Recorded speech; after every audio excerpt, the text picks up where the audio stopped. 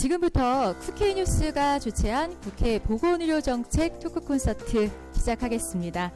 먼저 인사드리겠습니다. 저는 오늘 행사 사회를 맡은 국회뉴스 아나운서 원미연입니다. 반갑습니다. 오늘과 내일 총 2회에 걸쳐서 진행되는 국회 보건의료정책 토크 콘서트. 굉장히 많은 분들이 오늘 관심 갖고 함께해 주셨는데요. 깊은 감사 말씀 드리고 또 아울러 진심으로 환영합니다. 먼저 이번 행사에 대해 간략히 좀 소개를 드리겠습니다. 국회 보건의료정책 토크 콘서트는 25일, 그러니까 오늘과 26일, 내일 이틀 동안 이 자리에서 진행이 되는데요. 오늘 토크 콘서트는 굉장히 바쁜 일정 중에도 귀한 시간 내서 두 분의 강연자분들이 함께해 주셨습니다.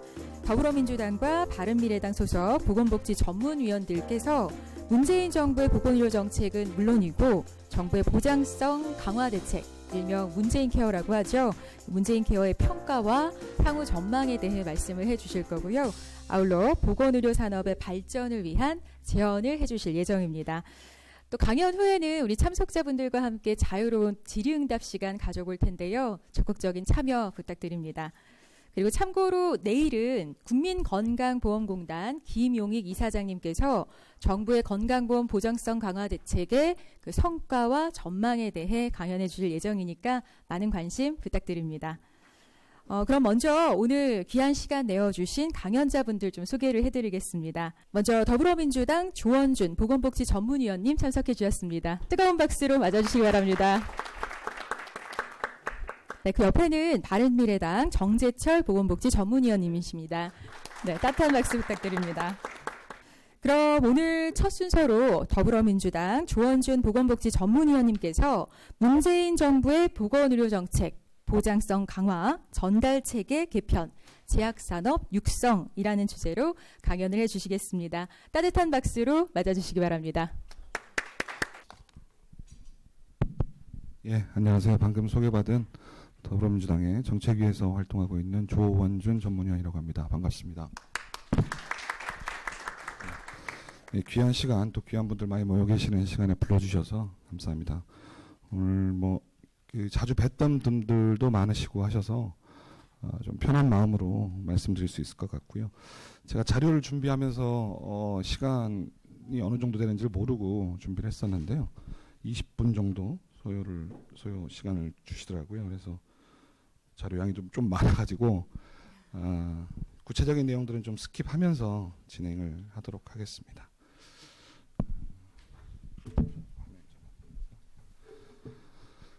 문재인 정부의 보건의료 정책이 여러 방향이 있습니다만 핵심적인 정책 위주로 오늘 편성을 해서 좀 설명을 드릴 생각이고요.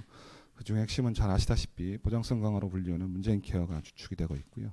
또한 연결되어서 전달체계 개편이 있습니다. 또 보건산업에 종사하시는 분들이 또 많으시기 때문에 그 부분에 대한 관심 부분을 고려해서 제약사업과 관련된 부분들은 사실은 보건의료 파트도 되긴 하지만 저희 정책 파트에서는 산업육성 파트에도 포함되어 있는 상황이라서 끌어와서 같이 묶어서 말씀을 드리는 게 좀 좋을 것 같아서 정리를 했습니다. 정부와 여당의 보건의료정책 기본 방향을 좀 분류해서 보시자면 일단은 공공성의 확보와 양극화 해소라고 하는 의제, 그리고 보편적 보장성의 확대, 그리고 역시 이제 연결되어 있습니다만은 재정의 안정, 그리고 지속 가능성은 결국 재정의 문제겠죠. 그리고 전달체계 개편과 기능 재정립이라고 하는 과제를 갖고 있습니다. 혁신 성장과 관련된 의료산업의 육성을 통한 일자리 창출이라고 하는 부분까지가 정부 여당의 보건의료 정책의 기본 방향이라고 설명을 드릴 수 있을 것 같고요. 그럼 그중에서 건강보험 정책의 핵심 의제는 크게 두 가지로 나눠질 수 있는데요. 하나는 보편적 보장성의 확대라고 하는 부분은 문재인 케어로 연결되어질 것이고요. 재정과 관련된 부분들은 예를 들어 국고 지원이라든지 지출 효율화 문제로 귀결돼서 설명되어 줄 수 있을 것 같습니다. 의료 정책과 관련해서는 일단 이용체계 개편과 양극화 해소라고 하는 세부 주제로 나눌 수 있겠는데요. 이게 사실 따로 양립되는 구조는 아닙니다만은 굳이 편의상 나눠본 거라고 할 수 있습니다. 이 전달체계 단기 대책이 최근에 9월에 발표됐습니다. 이 부분들에 대한 내용이 이용체계 개편과 관련된 부분이고요. 그다음에 의료를 이용하는 소비자의 입장에서의 양극화도 있지만 제공하는 서비스 제공자 위치에서도의 양극화가 동시에 존재합니다. 그래서 그 부분들에 대한 기능 재정 립을 어떻게 할 것인가가 두 개가 묶여 있다고 보여집니다. 현재 건강보험을 위협하는 요소들은 워낙 잘 아실 부분들이라서 인구구조, 결국 고령화 문제죠. 그다음에 질병구조의 변화, 그다음에 노인 진료비의 급증, 의료 격차의 심화 이렇게 좀 나눠볼 수 있을 것 같고요. 이런 문제의식들을 가지고 이게 이제 결정적으로 표출화되는 것이 보장률의 정체 현상이 이전부터 좀 뚜렷하게 나타나기 시작했고 그러면서도 비급여 진료는 폭발적으로 증가하는 문제입니다. 동시에 보장률은 정체되고 비급여가 증가하다 보니 국민들이 선택할 수 있는 방법 중에 하나는 결국 민간 의료에 대한 의존성이 높아질 수밖에 없는 구조를 갖게 되죠. 그러면 이제 그 분야별로 나눠서 먼저 보편적 보장성 강화라고 하는 문재인 케어에 대해서 좀 설명을 드리자면 마찬가지로 이 진료 형태나 질환의 구조로부터 이 문제가 출발했다고 보여질 수 있을 것 같습니다. 그 비급여의 증가, 보장률의 정체, 민간 의료에 대한 의존성, 말씀드렸던 이 건강보험을 둘러싼 위기 요소들이 되겠습니다. 그게 그래서 새 정부가 출범한 이후에 2017년 8월에 결국은 병원비 걱정 없는 든든하다는 캐치프레이즈 안에서 비급여 해소, 그다음에 의료비 부담 경감 등을 주요 골자로 하는 문재인 케어가 발표되게 됐습니다. 기대효과 부분들은 이제 정부가 추계한 부분들입니다. 재정 부분과 경감의 효과들, 그다음에 보장률의 목표치, 그다음 특히 저소득층의 부담이 얼마나 완화되는가에 대한 부분들은 시뮬레이션을 통한 결과치로 좀 현재까지 기대효과로 볼 수 있겠고요. 재정과 관련된 문제에 대한 이제 답은 뭐 5년간 30조 6천억 원의 재정 소요를 기반으로 해서 일단 적정 수준의 보험료를 인상하는 것, 그러니까 과거 10년간의 평균이라고 하는 3.2%를 유지하는 거고요. 그다음에 국고 지원을 계속 확보해 가는 것, 그다음에 지출 관리를 강화하고, 그다음에 선제적 뭐 재정 관리라고 하는 부분인데 이 부분들은 이제 다른 요 세 가지 툴과 다른 영역 안에서의 사후재정 지출 관리로 묶어서 설명할 수 있겠습니다. 문재인 케어를 둘러싸고 2년 반 동안 아주 뜨거운 논란이 지금도 계속되고 있습니다. 가장 큰 건 이제 일단 총파업 불사라까지 얘기하면서 의료계가 반대하고 있습니다. 의료계 입장에서는 비급여의 급여화라고 하는 부분들이 미치는 파급 효과를 고려했었을 때 어쩌면 당연한 반응이라고 보여질 수 있는데요. 결국 의료계가 반대하는 이유는 비급여 급여로 인한 수익 감소가 핵심적인 이유가 될 거고요. 두 번째는 급여화로 전환됨으로써 발생하는 건강보험의 통제라고 하는 그러니까 여러 가지 이유를 들고 있습니다만은 어쨌든 핵심적으로 이 두 가지 사유가 의료계 반대 명확한 이유가 될 것이라고 보여집니다. 그런데 이제 의료계 이 두 가지 때문에 지금도 극명하게 정부와 대립하면서 반대를 하고 있습니다만은 지난 대선을 앞두고 대한의사협회가 당시 민주당뿐만 아니라 모든 정당에 요구했던 공약에 반영했으면 하는 요구사항들, 특히 5대 핵심 정책이라는 자료를 통해서 전달했던 사안들을 보면 지금 슬라이드가 좀 글씨가 작아서 잘 보이지 않습니다만은 70%의 보장률을 달성할 수 있도록 보장성을 확대해달라라는 요구가 분명히 포함되어 있는 거고요. 공보험과 민간보험의 역할저장립이라고 하는 부분들을 분명한 공식적 요구사항으로 담고 있습니다. 그러니까 지금 보장성의 보편적 확대, 그 다음에 보장률을 70%까지 확대하는 부분과 관련해서는 의료계의 요구도 이미 있었던 사안이라고 하는 부분들을 한번 곱씹어 볼 필요가 있겠다 싶은 거고요. 그 다음에 이제 계속 언론이나 야당에서 이 부분들 2년 가까이 계속 국감 때도 그렇고 매번 문제가 되고 있습니다. 이건 뭐 야당 입장에서는 당연한 주장일 수도 있다고 저는 판단이 서긴 합니다만은 반대의 주요 논거는 좀 다릅니다. 의료계의 반대하고는. 이제 복지재정 지출에 대한 반대입니다. 그러니까 특히 사회보험에 대한 지출이 늘어날 수밖에 없기 때문에 이 부분을 반대한다라고 하는 것이 주요 핵심 반대 이유 중에 하나고요. 또 하나 이제 정치적 관점에서 봤었을 때는 아시다시피 이 정부의 중간평가 과정에서도 드러났듯이 국민들 인지도가 높고 아직까지 지지나 찬성 여론이 높은 가장 대표적인 정책이 바로 문재인 케어입니다. 그래서 이 부분에 대한 정치적 성과가 여당의 성과로 귀착되는 것을 야당 입장에서는 당연히 견제해야 되는 거고요. 그런 관점에서 야당과 보수 언론이 이 부분에 대한 반대의 논거를 피우고 있다라고 볼 수 있습니다. 그런데 그렇다면 이제 야당은 지난 대선 때 어떻게 공약했을까를 보면 이게 이제 왼쪽이 민주당의 대선 공약집에 표기되어 있는 공약입니다. 오른쪽이 자유한국당, 당시는 새누리당이었나요? 하여튼 자유한국당의 대선 공약입니다. 내용이 좀 흐려서 안 보이시겠지만 그 텍스트를 좀 보시면 기본적으로 맥락을 거의 내용이 싱크로율이 거의 100% 가깝습니다. 그러니까 일단 뭐 상급병실이나 선택진료비를 폐지하고 그다음에 아동진료비에 대한 본인부담률을 획기적으로 낮추고 비급여를 급여화하는 절차나 특히 예비급여 제도라고 하는 부분들을 분명히 언급함으로써 비급여의 급여화라고 하는 부분들을 담고 있습니다. 이 부분은 당시 국민의당도 거의 공약사항을 좀 표기는 안 했습니다만은 크게 차이가 나지 않는, 그러니까 어떻게 보면 이 부분과 관련해서는 정치권을 포함한 사회 재석들의 공통된 어떤 컨센서스가 이미 형성되어 있다라고 하는 부분으로 보여줄 수가 있는 거고요.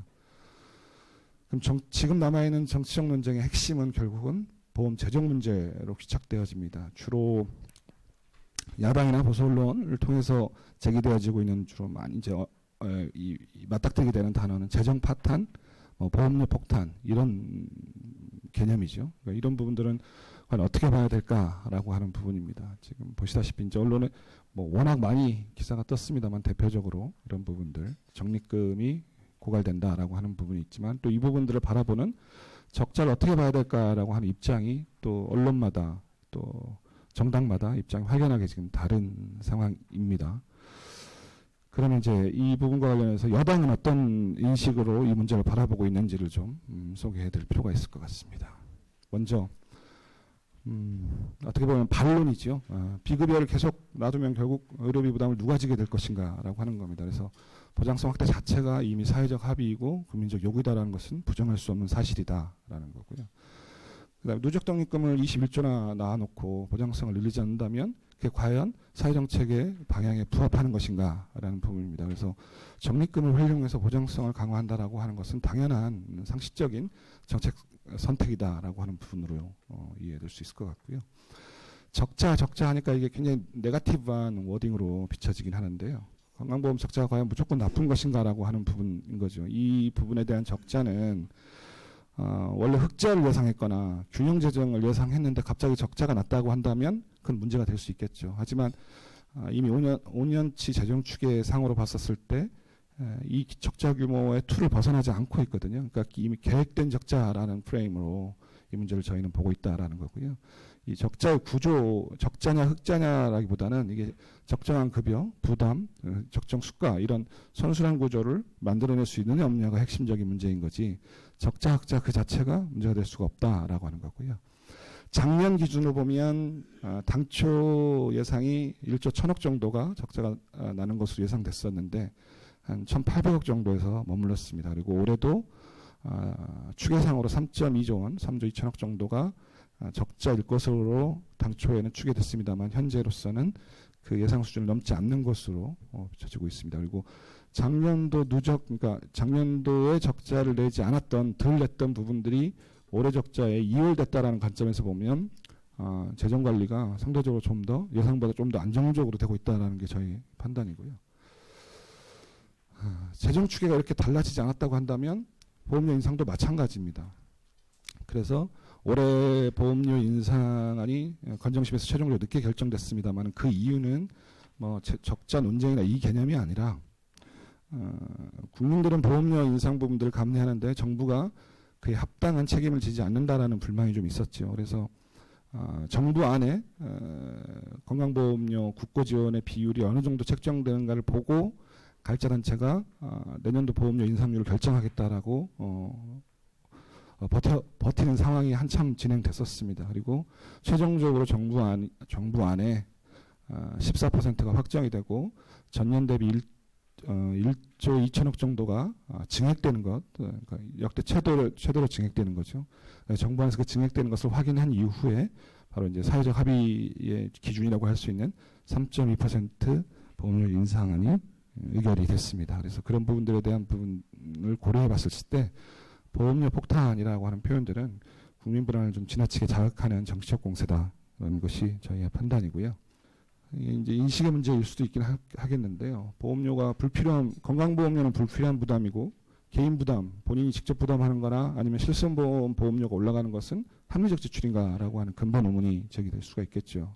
결국은 건강보험을 기반으로 한 보장성의 확충이라고 하는 부분들이 공보험의 신뢰라든지 공보험의 지속 가능성을 확보할 수 있는 논의 구조가 되지 않을까라는 판단이고요.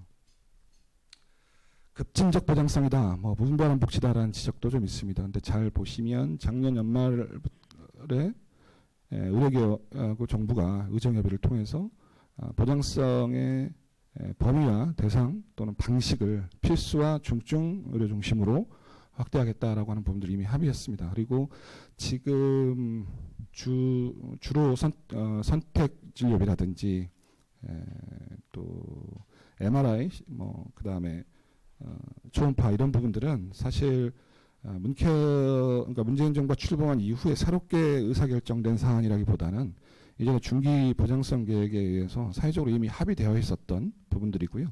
그게 시행 시기를 뭐 한 1년 정도 앞당기다거나 이런 정도의 차이만 있을 뿐 이 부분에 대한 합의는 이미 이루어졌던 사안인 거죠. 그리고 지금 보장성이 새로 비급여했던 영역이 급여로 들어왔던 부분들에 과연 무분별하다라고 지적할 만한 또는 급진적이라고 지적할 만한 보장 항목이 있는지에 대해서는 저희는 그렇게 생각하지 않는 입장입니다. 지금까지 이제 보장성 강화와 관련된 주요 의제와 논의사항들을 살펴봤고요. 두 번째는 이제 전달체계 개편과 관련된 부분들이 또 많이 논의되고 있기 때문에 이 부분을 설명을 드리겠습니다. 뭐 잘 아시겠지만 의료자원의 효율적 배분을 위해서 공급되어지는 의료의 이용과 공급의 체계 이 부분들을 전달체계로 볼 수 있겠는데요.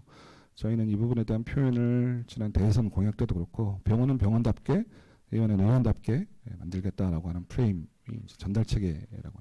워낙 전달체계라는 용어 자체가 전문적이기도 하거니와 일반 국민들이 받아들이기에는 좀 생소한 표현일 수도 있기 때문에 이런 개념으로 좀 이해하고 있다는 거고요. 이거 뭐 참고사항으로 제공체계와 이용체계를 좀 분할해서 표로 보여드렸습니다. 지금 현재 의료 이용 행태로 봤었을 때에 드러나는 문제점들을 좀 간략히 살펴보면 지난 10년간 의료기관 종별로 진료비 점유율을 보면 보시다시피 의원급이 급격히 하락한 반면에 상급 종합병원들의 증가 추세가 굉장히 또렷하게 드러납니다. 10년간의 기준으로 마찬가지로 전체 외래는 폭증하고 있는 반면에 특히 상종은 여기 3배 가까이 더 증가했습니다. 그러니까 상급 종합병원에서의 외래 폭증 현상, 이게 사실은 쏠림 현상 중에서도 쏠림 현상의 핵심이라고 보여질 수 있는 문제라고 비춰지는 겁니다.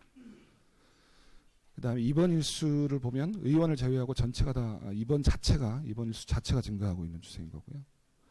그 다음에 외래 내원 일수 점유율을 보면 의원급에서는 감소했습니다. 상급 종합병원은 증가하는 이런 행태를 보이고 있습니다. 그다음에 환자의 중증도별 의료 이용을 보면 전체적으로는 다소 개선되는 추세를 보이고 있긴 합니다. 그런데 상급 종합병원만 보면 경증 진료의 비율이 굉장히 높은 비율을 여전히 유지하고 있다라고 하는 부분들이 드러나 있는 거고요. 지역별로 보더라도 문제가 발생하고 있습니다. 서울이나 수도권의 상급 종합병원을 이용하는 지방 환자 비율이 계속 증가하고 있는 추세임을 볼 수가 있습니다. 이 문제는 뭐냐 하면 지방에 있는 거점 의료기관이라든지 지방 중소병원들을 피폐하게 만드는 역설이 발생하고 있다라고 하는 문제로 귀결될 수밖에 없습니다. 결국은 의료기관 간의 역할 경계가 없고 중복되고 그다음에 대형병원과 의원급들이 그저 무분별하게 기준 없이 경쟁하는 구조가 계속 만연되어 있기 때문에 지역사회 내에서는 만성질환을 예방관리하는 역할 자체가 의원급 의료기관이 부족한 현상이 일어나고 중소병원은 상대적으로 의료 서비스 질이 떨어지고 또 인프라가 부족하면서 경쟁력이 취약해지는 결과를 이야기합니다. 상종은 워낙 외래 위주로 환자가 몰리다 보니까 의사 1인당 진료 인원 자체가 늘어날 수밖에 없고 결국은 마찬가지로 의료의 질이 떨어지거나 또는 대기 환자가 높아가면서 제대로 환자가 진료받기 어려운 구조, 그러니까 모두가 피해를 보는 구조로 결과를 나타낼 수밖에 없습니다. 지금 현재 의료법상에 이미 만들어져 있는 제도이긴 하지만 의료제도는 거의 제대로 운영되어 있지 않고요. 훼손도 소극적입니다. 그 이유는 환자의 이용 형태에도 문제가 있습니다. 환자가 결국은 동네 의원에 대한 신뢰도가 높지 않다 보니 경증 질환도 대형 병원을 서비스를 제공받고자 하는 노력이 있는 거고요.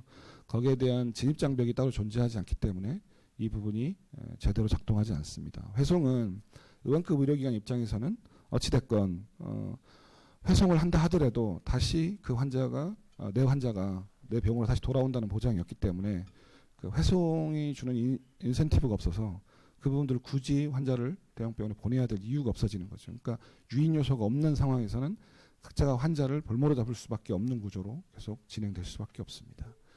이 문제가 지역별로 의료 접근성을 놓고 보는 건강의용 지도를 놓고 따로 분석한 결과를 보면 더 심각한 국면을 보여주고 있습니다.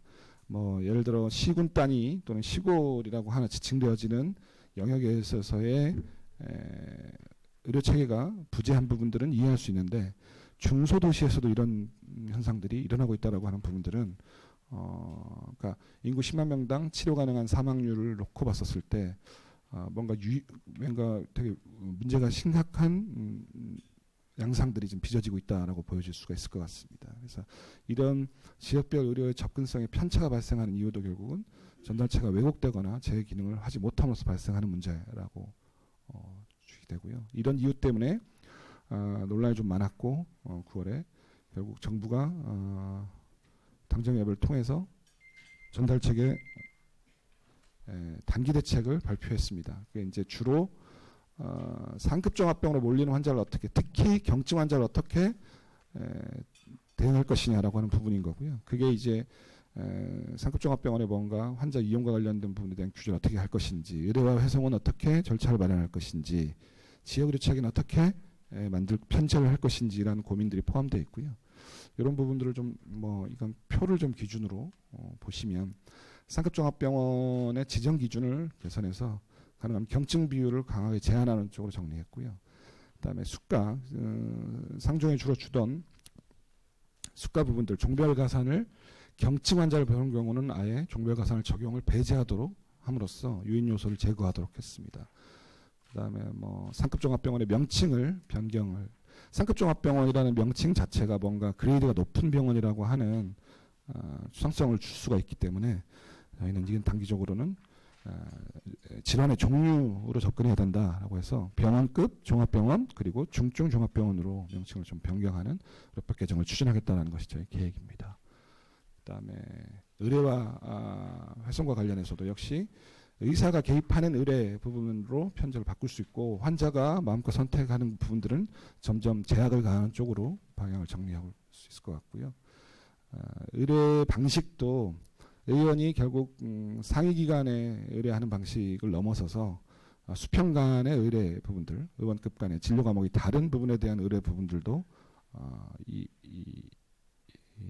의뢰 회송의 포메이션에 같이 포함될 수 있도록 정리를 했습니다. 방금 같이 설명드렸던 내용인 것 같고요.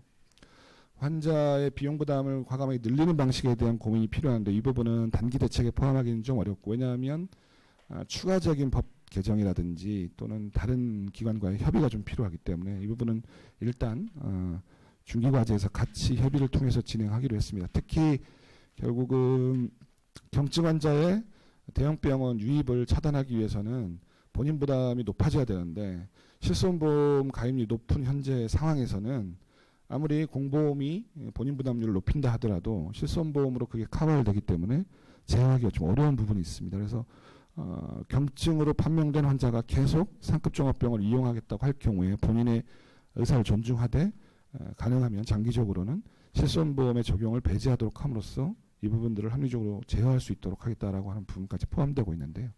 이런 여러 가지 합리적인 의료 이용을 유도할 수 있는 제도 장치들도 같이 고민하고 있는 상황입니다. 그다음에 지역 의료기관과 관련해서는 아까도 말씀드렸듯이 동네 의원과 전문병원, 종합병원이 각각이 갖고 있는 원래 역할에 집중해서 기능을 할 수 있도록 하는 부분들로 편제를 잡고 있습니다. 그다음에 이제 전달체계 개편 체계 안에서는 지역에 믿고 갈 수 있는 지역 책임 의료기관을 지정해서 환자들이 굳이 수도권으로 오지 않더라도 지역 내에서 본인의 질병에 합당한 서비스를 제공할 수 있는 의료기관을 선택할 수 있도록 함과 동시에 공공의료 체계 안에서는 권역별 책임의료기관을 따로 지정해서 이 부분들이 이 지역의 의료기관들을 선도하면서 끌고 갈 수 있는 협력 모델을 만들겠다라고 하는 것이 구상입니다. 전달 체계를 놓고서도 논쟁이 좀 있습니다. 필요성에 대해서는 뭐 거의 이견이 없으니까요. 모두가 공감하죠. 공급자든 소비자든 뭐 정부든. 이건 사회적 합의 사항이라고 볼 수 있는데 사안별로 보면 이 부분은 의료계 내부의 이해관계가 굉장히 상충하는 영역입니다. 병원급과 의원급 간의 이해관계가 상충하고요. 또 상종과 병원급 간에도 이해관계가 달라집니다. 그다음에 특히 외과 계열과 내과 계열에도 이해관계가 달라지는 부분이 있어서 사실은 전달체계 개편을 둘러싼 논쟁에서 상당히 많은 부분들은 의료계 내부의 이해관계의 상충이라고 하는 부분에 많이 집중되어 있다라고 이해할 수 있을 것 같고요. 최근에 언론에서도 그렇고 국감에서도 이제 이 쏠림 현상이 심해지면서 상급종합병원의 쏠림 현상이 문재인 케어 때문이다라고 하는 하나 이제 도그마가 형성되어 가고 있는데요. 근데 잘 아시다시피 쏠림 현상은 앞에 모든 통계 자료도 보듯이 문재인 케어가 시행된 이후에 나타난 문제가 아니고 십수년 전부터 이미 계속 진행되어 왔던 지속된 문제였다는 거죠. 그래서 그런 의료 수요의 증가, 뭐 검진, 또 실손보험, 교통의 발달, 뭐 여러 가지 유인 요소들이 동시다발적으로 영향을 미쳤다고 보여주는 거고요. 결국은 경제적 부담 완화로 인해서 병원의 문턱이 낮아진 것을 문제 삼기는 어려울 거라고 보여집니다. 이건 환자 입장에서 보자면 그것보다는 아까도 말씀드렸듯이 핵심적인 본질은 경증 환자가 상급종합병원에 몰린다라고 하는 것이 문제의 본질이다라고 보여지는 거고요. 그런데 이제 잘 아시다시피 문재인 케어에서 보장해 주는 것이 주로 필수나 중증 중심으로 보장성을 확대했기 때문에 입원 환자 중심으로 확대했기 때문에 경증 환자의 집중 현상과 상관성이 높다라고 과연 주장할 수 있느냐라고 하는 문제가 있다라는 겁니다. 두 번째는 상급 종합병원의 지난 9년간의 평균을 보면 그렇게 얘기되어지는 것처럼 증가율이 그렇게 높지 않다라는 거거든요. 평균 증가율과 비교해 보면 이런 부분이 있습니다. 다만 이게 이제 2018년까지의 기준입니다. 19년도에 보장성이 많이 확대됐기 때문에 그 부분이 어떻게 변수를 미쳤는지, 어떻게 영향을 미쳤는지는 올 연말이 지나고 나서 좀 다시 한번 살펴볼 필요가 있을 것 같습니다. 어찌됐건 쏠림 현상이 지속화되는데, 가속화되는데 견인 역할을 문재인 케어가 했다라고 하는 것은 사실 충분히 논리적으로 추론 가능한 부분인 건 사실입니다. 하지만 이제 이 쏠림 현상 자체가 지속적으로 여러 구조적인 문제 때문에 가속화되었었던 거기 때문에 결국 이 문제는 전달체계 개편의 중장기 방안을 논의하는 과정에서 본격적으로 같이 논의되어야 될 필요가 있는 의제라고 보여집니다. 전달체계 개편이 먼저 선행됐어야 되는데 이걸 먼저 개편하지 않고 보장성을 무리하게 추진하는 바람에 이 현상이 더 도드라졌다. 이제 이런 지적도 있습니다. 틀린 말은 아닌데, 근데 아시다시피 지난 박근혜 정부에서 이미 2년 반 동안 거의 모든 단체들이 참여하는 사회적 논의구구에서 전달체계 개편을 합의했었습니다. 근데 마지막 사인 단계에서 파기가 됐죠. 이제 그거는 의료계가 이 테이블을 걷어차고 나갔기 때문이지 않습니까? 그래서 결국은 이게 내부적 정치적 이해관계 때문에 합의가 파기된 부분, 그 책임이 사실은 가장 크게는 의료계에 있는 것인데 의료계가 전달체계 개편 없이 보장성을 강화했기 때문에 이렇게 됐다라고 주장하는 것은 좀 염치 없는 주장이라는 것이 저희의 입장입니다. 그래서 지금 다행스럽게 이제 합의가 깨진 이후에 의료계 내에서도 이제 전달체계 개편의 논의가 필요하다라는 요구들이 이제 다시 나오고 있기 때문에 그 다음에 이제 오히려 협의체에 좀 이제 넣어달라라는 요구까지 하고 있기 때문에 이 부분에 대한 이미 협의는 오랫동안 진행되었던 사안이라 합의안 도출이 이전보다는 좀 수월하게 진행될 수 있지 않을까 기대를 하고 있습니다. 그다음에 앞쪽으로 잘못 눌렀네요. 제약산업과 관련된 부분들은 우리 제약산업의 특징은 워낙 뭐 업계에 계신 분들은 잘 아시겠지만 영세한 구조, 과다 경쟁, 그다음에 양극화가 심한 거죠. 제조업체 수와 도매상의 기준을 보더라도 그렇고 상위 30개 기업이 전체 생산액의 절반 이상을 차지하고 있다는 건 양극화가 얼마나 심한지를 보여준 사례인 것 같습니다. 그다음에 내수 중심의 제네릭 기반이라고 하는 것도 계속 지적되어지는 문제인 것 같고요. 또 신약 개발보다는 원료 합성을 통한 완제 약품 생산이 대부분을 차지하고 있는 것도 심각한 문제인 것 같습니다. 그리고 약가제도와 관련해서 이제 적정수가라는 단어가 문케어에서 많이 사용되었었기 때문에 그럼 적정약가는 뭘까라고 하면 일단 문재인 케어는 아까도 말씀드렸듯이 각각 급여 수가 부담의 선순환 구조를 전제로 하고 있습니다. 그렇기 때문에 적정 보상이라는 개념은 제약산업에도 그대로 적용될 수밖에 없습니다. 그래서 사회적 기여라든지 또는 비용효과적인 의약품과 관련돼서는 거기에 충분한 보상 기전이 발현돼야 된다라고 하는 것이 기본 입장인 거고요. 그래서 결국 의약품의 가치에 기반하는 가치 보상 체계 이 부분에 대한 형평성을 어떻게 가져갈 것인가라고 하는 부분입니다. 신약이 차지하는 가치와 제네릭이 차지하는 가치가 다르기 때문에 각각의 다른 카테고리로 접근할 필요가 있겠다라는 거고요.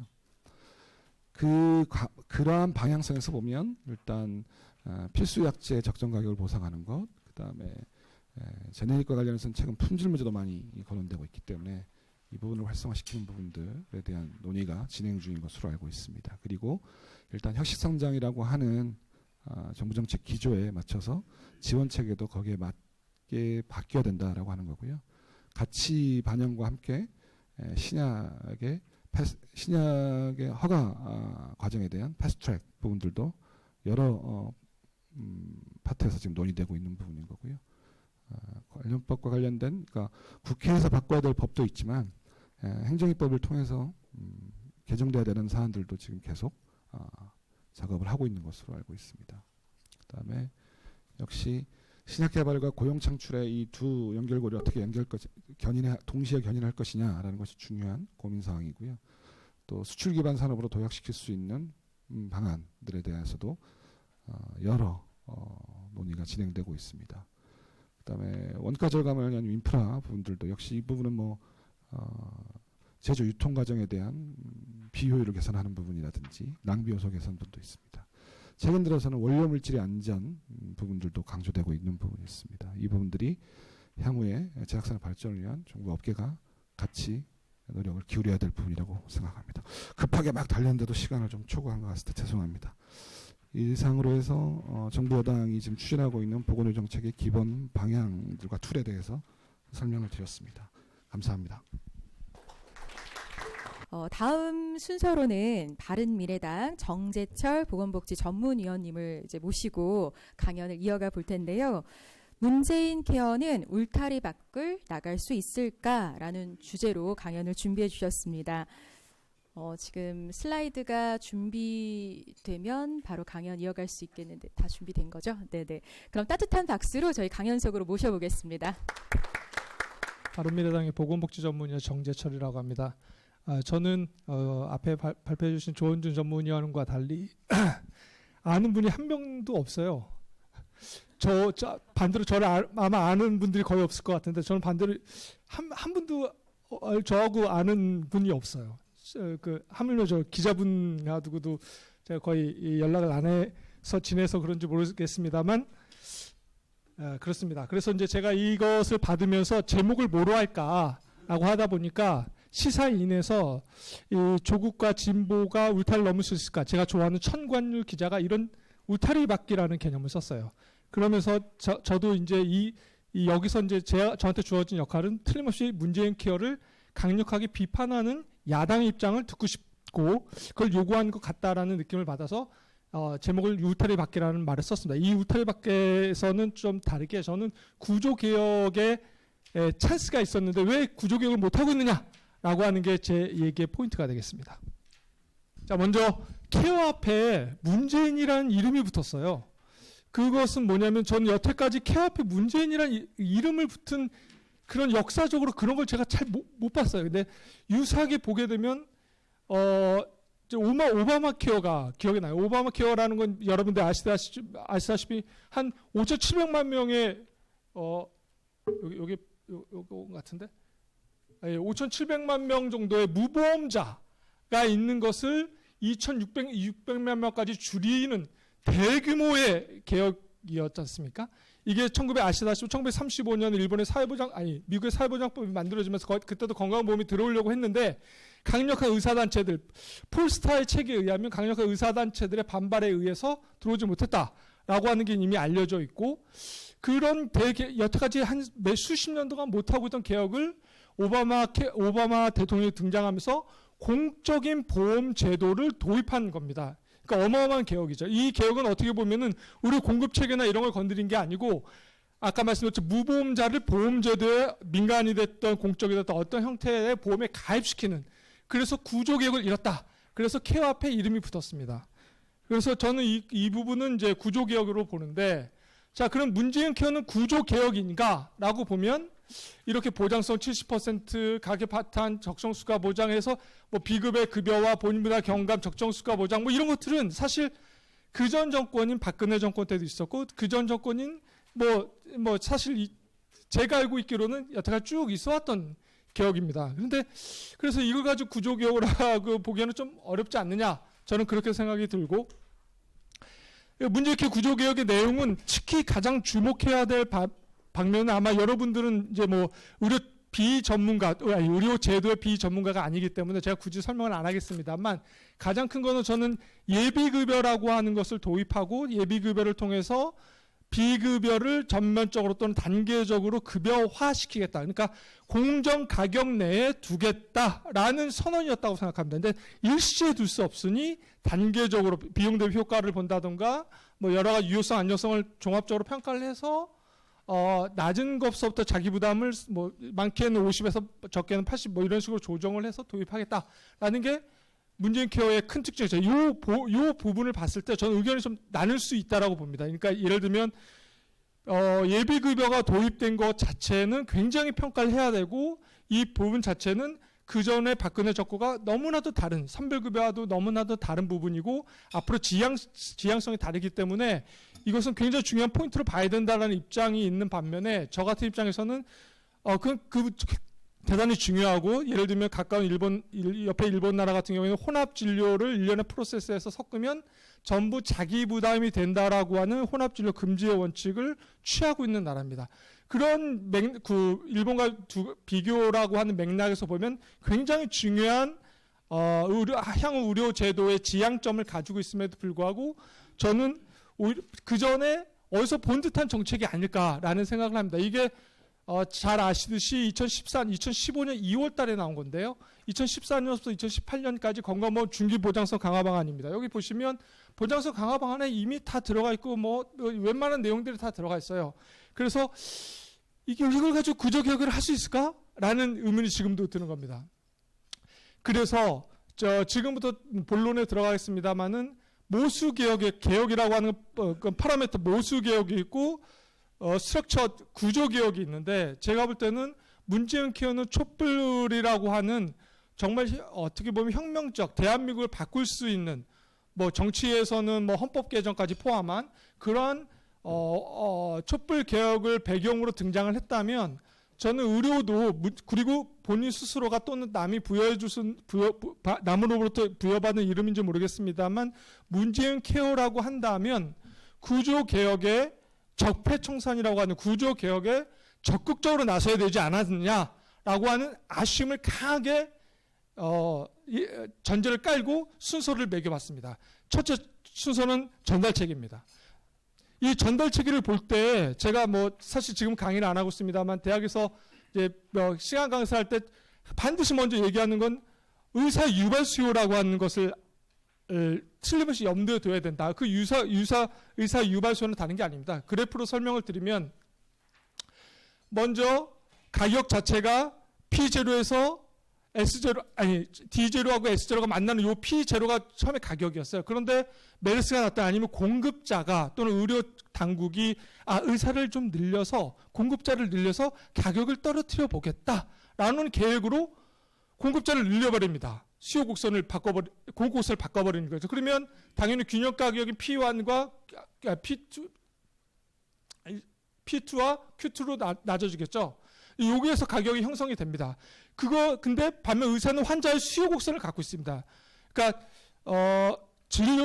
현장에서 진료를 해서 약을 하나 줄지 두 개 줄지 그거는 의사가 판단하는 거거든요. 그래서 의사는 아싸리 환자의 수요 곡선 자체를 옮겨버립니다. 이쪽으로. 그러면 새롭게 형성이 되는 게 P2하고 Q2로 형성이 됩니다. 이걸 보통 의사 유발 수요라고 합니다. 그래서 의사 유발 수요가 우리가 가격 고전파 경제학에서 얘기하는 수요와 공급의 균형점인 가격이 아니고 의사 유발 수요라고 하는 정보의 비대칭성과 공급자의 의도를 수요자가 의사가 그걸 충분히 조정할 수 있다라고 한다면 의사 유발 수요라는 것은 기본적으로 깔고 가야 되는 전제다.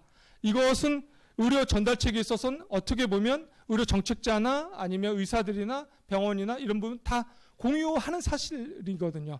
그렇다면 어떤 행동을 취해야 됐을까라는 겁니다. 당연히 의료 수요 곡선 자체를 끌어올릴 수 있는 그런 사람들의 충분한 전문적 규범을 저는 존중했어야 된다고 생각합니다. 근데 여태까지 2000년도 의료 통합을 과정을 보면 이후에 수쭉 보면 의사 이퀄 뭐뭐 예를 들면 심하게 얘기하면 뭐 도둑놈 뭐 이런 식으로 해가지고 끄떡하면은 뭐 지하에 감춰진 현금을 어쩌고 저쩌고 이런 식으로 해서 의사라고 하는 직업윤리 자체를 갖고 있지 않는 집단 이렇게 보게 되면 그 빈 공간은 공급자 아까 말씀드렸듯이 가격을 떨어뜨리고 싶은 공급자의 힘이 세지고 아무리 떨어뜨리려고 해도 수요곡선 자체를 이용을 시킬 수 있는 의사 유발 수요가 있다. 유발 수요 이론에 근거한다면 가격은 통제할 수 없다. 자, 그럼 뭐로 통제할 수 있는가라는 겁니다. 그거는 아까도 말씀드리지만 기본적으로 의사의 직업윤리, 재량이 많이 갖고 있는 직업윤리에 의존할 수밖에 없다라는 것에서 출발하고 저는 전달체계 개편은 그래서 의사의 직업윤리와 의사의 직업윤리에 기반한 전달체계 개편이 돼야 된다라고 생각합니다. 두 번째로는 전달체계 개편 가운데서 가장 큰 부작용은 대형병원의 환자 집중입니다. 대형병원의 환자 집중도 보통 이렇게 설명을 합니다. 두 가지입니다. 하나는 기본적으로 환자는 위험 회피적인 행동을 취한다. 그리고 그 위험 회피적 행동을 취하면서 그 과정에 아웃컴 유틸리티가 아니고 프로세스 유틸리티를 취한다. 그러니까 결과 만족하니까 대형병원에 다 가서 그걸 진단을 했는데 결국 죽었다. 그런데 왜 사람들은 나는 다 할 건 다 했어. 그러니 불만이 없어라고 생각할까? 일반 컴퓨터를 사든지 뭘 사든지 그게 자기가 이용하다 망가지면 다 불만이 있는데 왜 우리는 그러지 않을까라고 하는 게 그 문제의식에서 나온 것이 아웃컴 유틸리티가 아니고 프로세스 유틸리티입니다.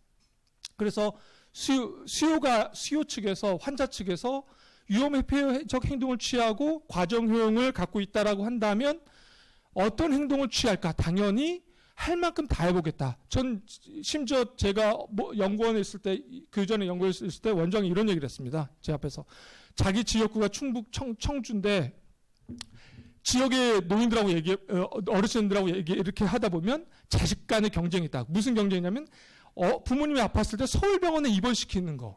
그래서 서울병원, 그래서 원자병원 가서 어디 병원 가서 그 아버지가 돌아가시더라도 친척이 돌아가도 그 정도 하면 효자가 된다더라. 효자라고 평가받는다. 이런 겁니다. 과정효라는 게 어려운 게 아닙니다.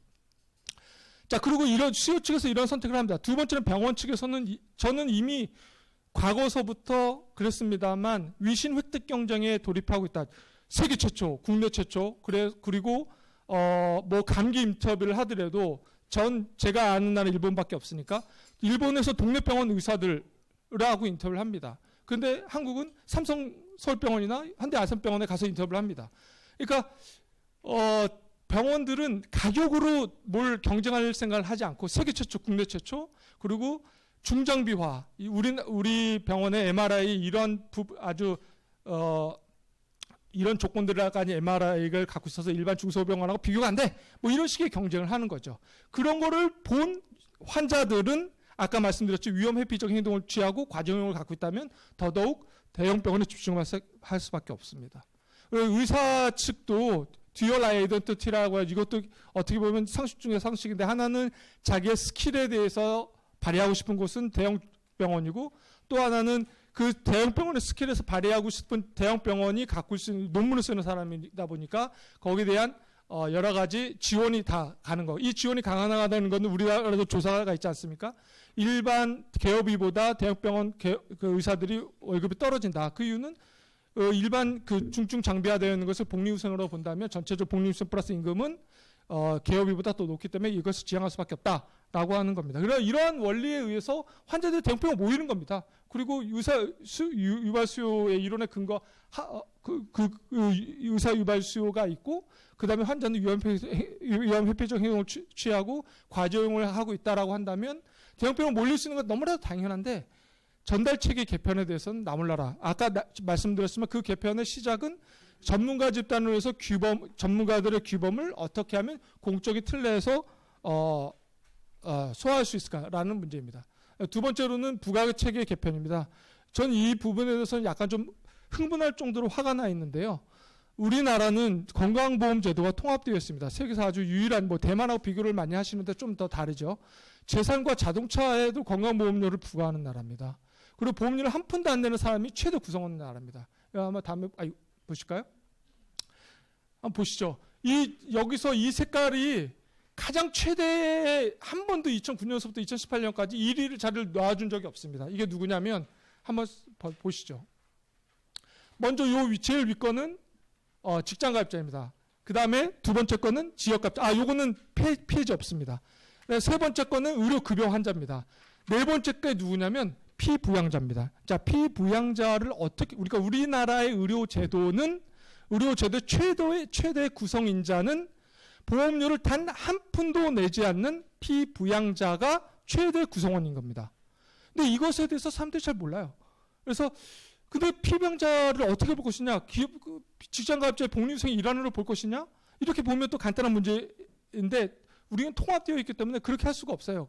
그래서 이제 여러 가지 문제가 있습니다만 부가체계 개편을 할 때 피부양자를 어떻게 놓을 것인지, 그러니까 아까 말씀드린 재산보험료를 어떻게 할 것인지, 그다음에 자동차를 어떻게 할 것인지, 이 부분에 대해서는 계속까지 남을 나라라고 하고 있다라고 생각합니다. 이게 개편 방안인데 5천만 원 향후 공제하고 어떻게 이 기타 소득은 어떻게 하고 하겠다는데 이 얘기는 여태까지 계속 나와 있었고 실제로 월세 전세에 살고 있는 사람들은 지금도 고통을 받고 있는데 이 부분에 대해서는 남을 나라 하고 있다. 그러니까 구조개혁을 할 생각이 없다라는 겁니다.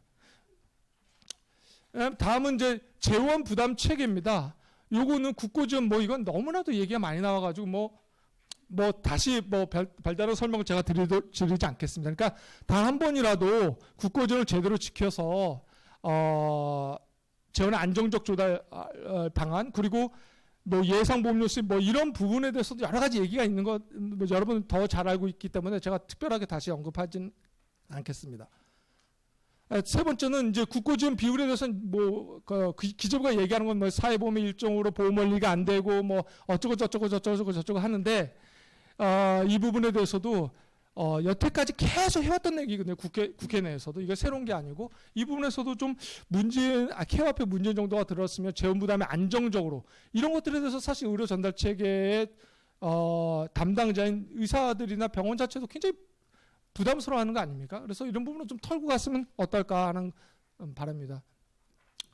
그다음에 국고 지원의 유효기간이 있는 나라는 제가 알고 있기로는 우리나라 문재인 케어밖에 없는 걸로 알고 있습니다. 그러니까 이게 5년짜리가 매번 반복되고 있는데요. 제 기억으로 2005년 재정안정화 특별법이 한시법으로 끝나고 나서 2006년서부터 제가 이 제도가 도입된 걸로 기억을 하고 있는데 그때부터 매년 5년 동안의 부칙에 의해서 매년 연기를 하고 있어요. 이 국고지원을 옆 나라나 대만이나 이런 데 봐도 국고지원 같은 경우에는 이렇게 한시법으로 하고 있지 않거든요.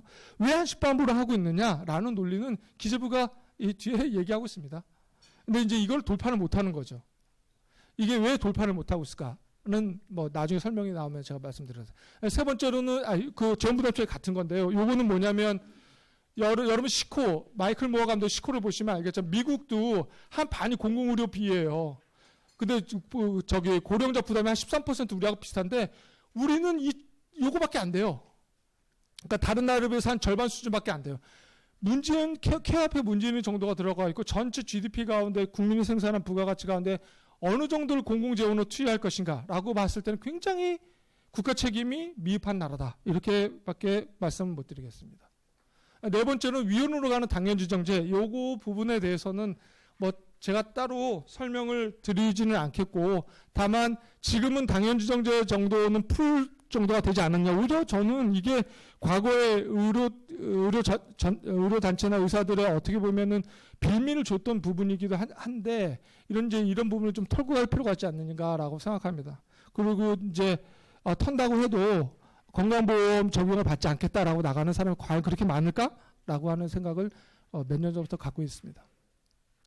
마지막으로 이 외상케어인데요. 이 외상케어도 이번 연도에 이제 뭐 5년치를 털겠다라고 하는데 매번 이런 식으로 추경에서 편성하는 게 만성화되어 있습니다. 그러니까 추경이라고 하는 본래 목적에 맞지 않게 의료, 특히 1등 의료가 아닌 2등 의료화 시키고 그 2등 의료는 그 의료급여법에 의한 의료급여 환자들을 늘 외상해 왔다. 이 부분에서 좀 본질적인 개혁이 필요하지 않느냐. 그런데 그런 부분에서 하고 있지 않았다라는 겁니다. 자, 마지막입니다. 그러면 그렇다고 해서 제가 얘기하는 제도가 어디로 가야 할지라고 하는 건데요. 이거는 제가 사실 요건 일본 자료입니다만 이건 어떤 의미냐면 자기 소득과 관계없이 의료 서비스 지출이 관계없이 이렇게 가고 있다는 의미고, 이쪽은 자기 의료 소득과 아주 거의 정비례하게 의료 서비스가 지출된다는 건데요. 이거 어느 나라일까요? 라고 제가 수업할 때 학생들한테 물어보거든요. 그러면 이제 잘 맞춰요, 요즘에는. 많이, 지금은 강의를 안 하고 있어가지고. 요거는 일본입니다. 제가 데이터를 가져온 게 2004년 거라 좀 옛날 데이터. 이게 이제 일본이 공적 의료보험 제도가 있는 나라고, 요건 이제 미국인데요. 그래서, 그러면 이건 무슨 얘기냐? 소득이 적은 사람은 의료 지출 서비스도 적게 지출하고, 근데 일본은 소득이 적은 나라인데, 소득이 많은 국민과 상관없이 의료 서비스 지출한다. 자, 어떤 나라에서 살고 싶느냐라고 물어보면, 대부분의 학생들이 다 이런 제도를 원해요. 근데 아마 제가 한국 데이터를 좀 찾아보려고 했는데 못 찾겠더라고요. 그래서 일단 이렇게 나왔는데, 저는 제가 가야 할 제도는 이 제도가 아닙니다. 문재인 비판한다고 해서 이 제도는 아니고 당연히 이 제도입니다. 이 제도를 제대로 가자라는 차원에서 구조개혁을 말씀드린 겁니다. 이상입니다. 첫 번째, 두 번째 강연 좀 의미 있는 시간으로 채워주신 우리 조원준 정재철 전문위원님께 다시 한번 큰 박수 보내주시기 바랍니다. 자, 그럼 지금부터 이제 조원준 위원님과 정재철 위원님과 함께 질의응답 또 자유토크 시간 이어가 볼 텐데요. 자리가 좀 정리되는 대로 바로 시작하도록 하겠습니다. 자, 그러면은 이제 플로어 질문 기회를 드리기 전에 제가 먼저 좀 두 분께 질문을 드려도 될까요? 네. 제가 지금 강연을 듣다 보니까 이 부분이 좀 궁금해서 질문을 드리는데요.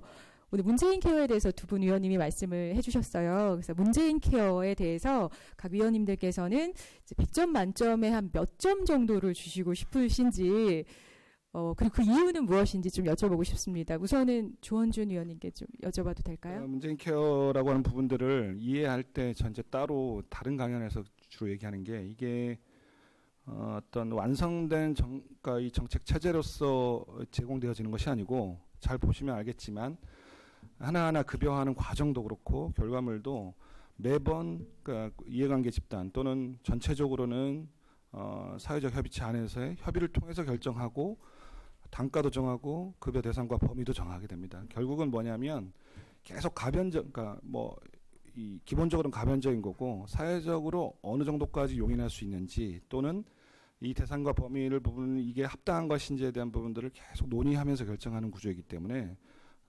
이렇게 이 정책이 처음에 발표됐었던 것은 하나의 이 방향이나 구조를 얘기한 것이고, 내용은 계속 변화되고 있다고 보여집니다. 그러니까 재정과 관련된 논란도 결국은 이후에 만약에 추가로 급여화되는 부분들과 관련돼서 추계와 달리 매우 유의미한 변화라든지 아니면 추계가 뭔가 오류가 있다라고 판명될 만한 상황이 발생했다고 한다면 당연히 거기에 맞춰서 변경을 해야 되는 거고, 그게 변경 가능하도록 설계되어 있는 제도라고 이해하시면 될 것 같고요.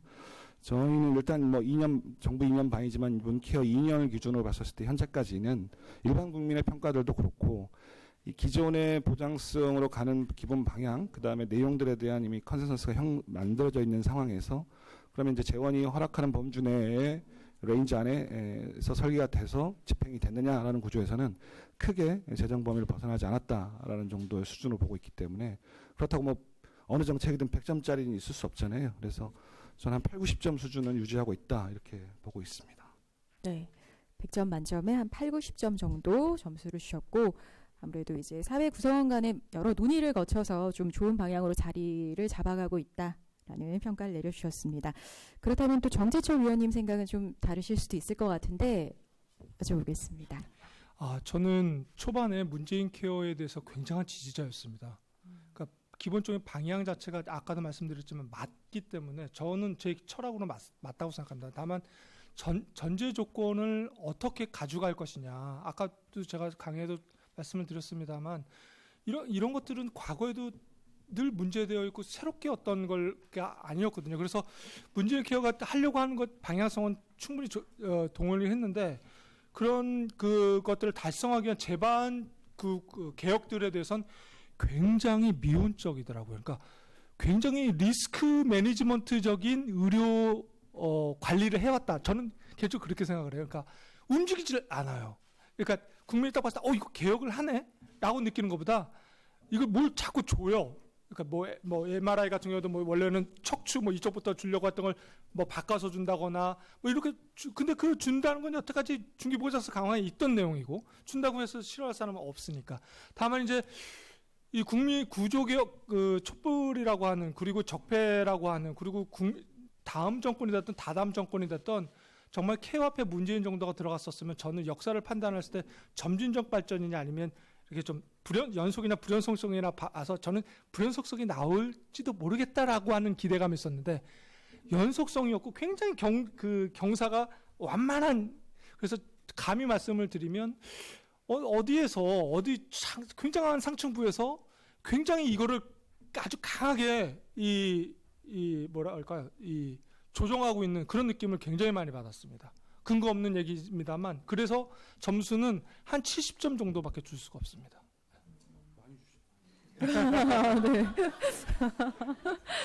네. 네, 앞서 강한 어조 대비 그래도 굉장히 후한 점수를 주셔서 네. 자, 처음에는 굉장한 또 문재인 케어의 지지자시기도 했고 또 많이 긍정적으로 평가를 하셨는데 아무래도 그 추진되는 과정이 좀 미온적이어서 그 부분에 대해서는 좀 아쉽다라고 말씀을 주셨습니다.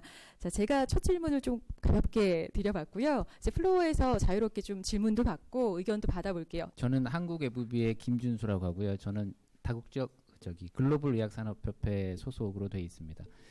그 말씀 주신 내용을 쭉 듣다 보니까 너무 문제점을 잘 알고 계신다는 생각이 일단 들고요. 일단은 그 사실 저희가 우려하는 거는 현재 상태를 우려한다기보다 우리나라가 인구 고령화가 워낙 빠르게 가파르게 진행이 되고 있는데 그러면 의료 수요가 폭증을 할 텐데 재원이 일단 들어가기 시작하는 거를 그냥 그대로 했을 때 그 유탄이 어디로 떨어질 것이냐. 그러면 결국은 제약산업 쪽으로 유탄이 떨어지지 않겠냐 하는 우려가 제일 크고요. 그래서 프로세스 유틸리티 말씀을 하셨는데 그것을 고려해서 문재인 케어를 펼쳐주셔야 되지 않을까. 당연히 그 이해관계자들이 이렇게 어떻게 반응하는지가 되게 중요한데 이 철학이나 원칙론적으로는 맞아도 실제로 반응하는 게 좀 다르다 그러면은 그거를 더 감안해서 정교하게 하는 게 맞다는 생각이 하나 들고 또 한 가지는 보장성 강화는 당연히 이제 대전제는 누구나 부인하지 않는다 그러면 결국은 의료 전달 체계 개편하고 제약을 위시한 이쪽 산업 육성인데요. 근데 저희가 생각할 때는 의료 전달 체계 개편이 과연 그렇게 쉽게 되겠냐?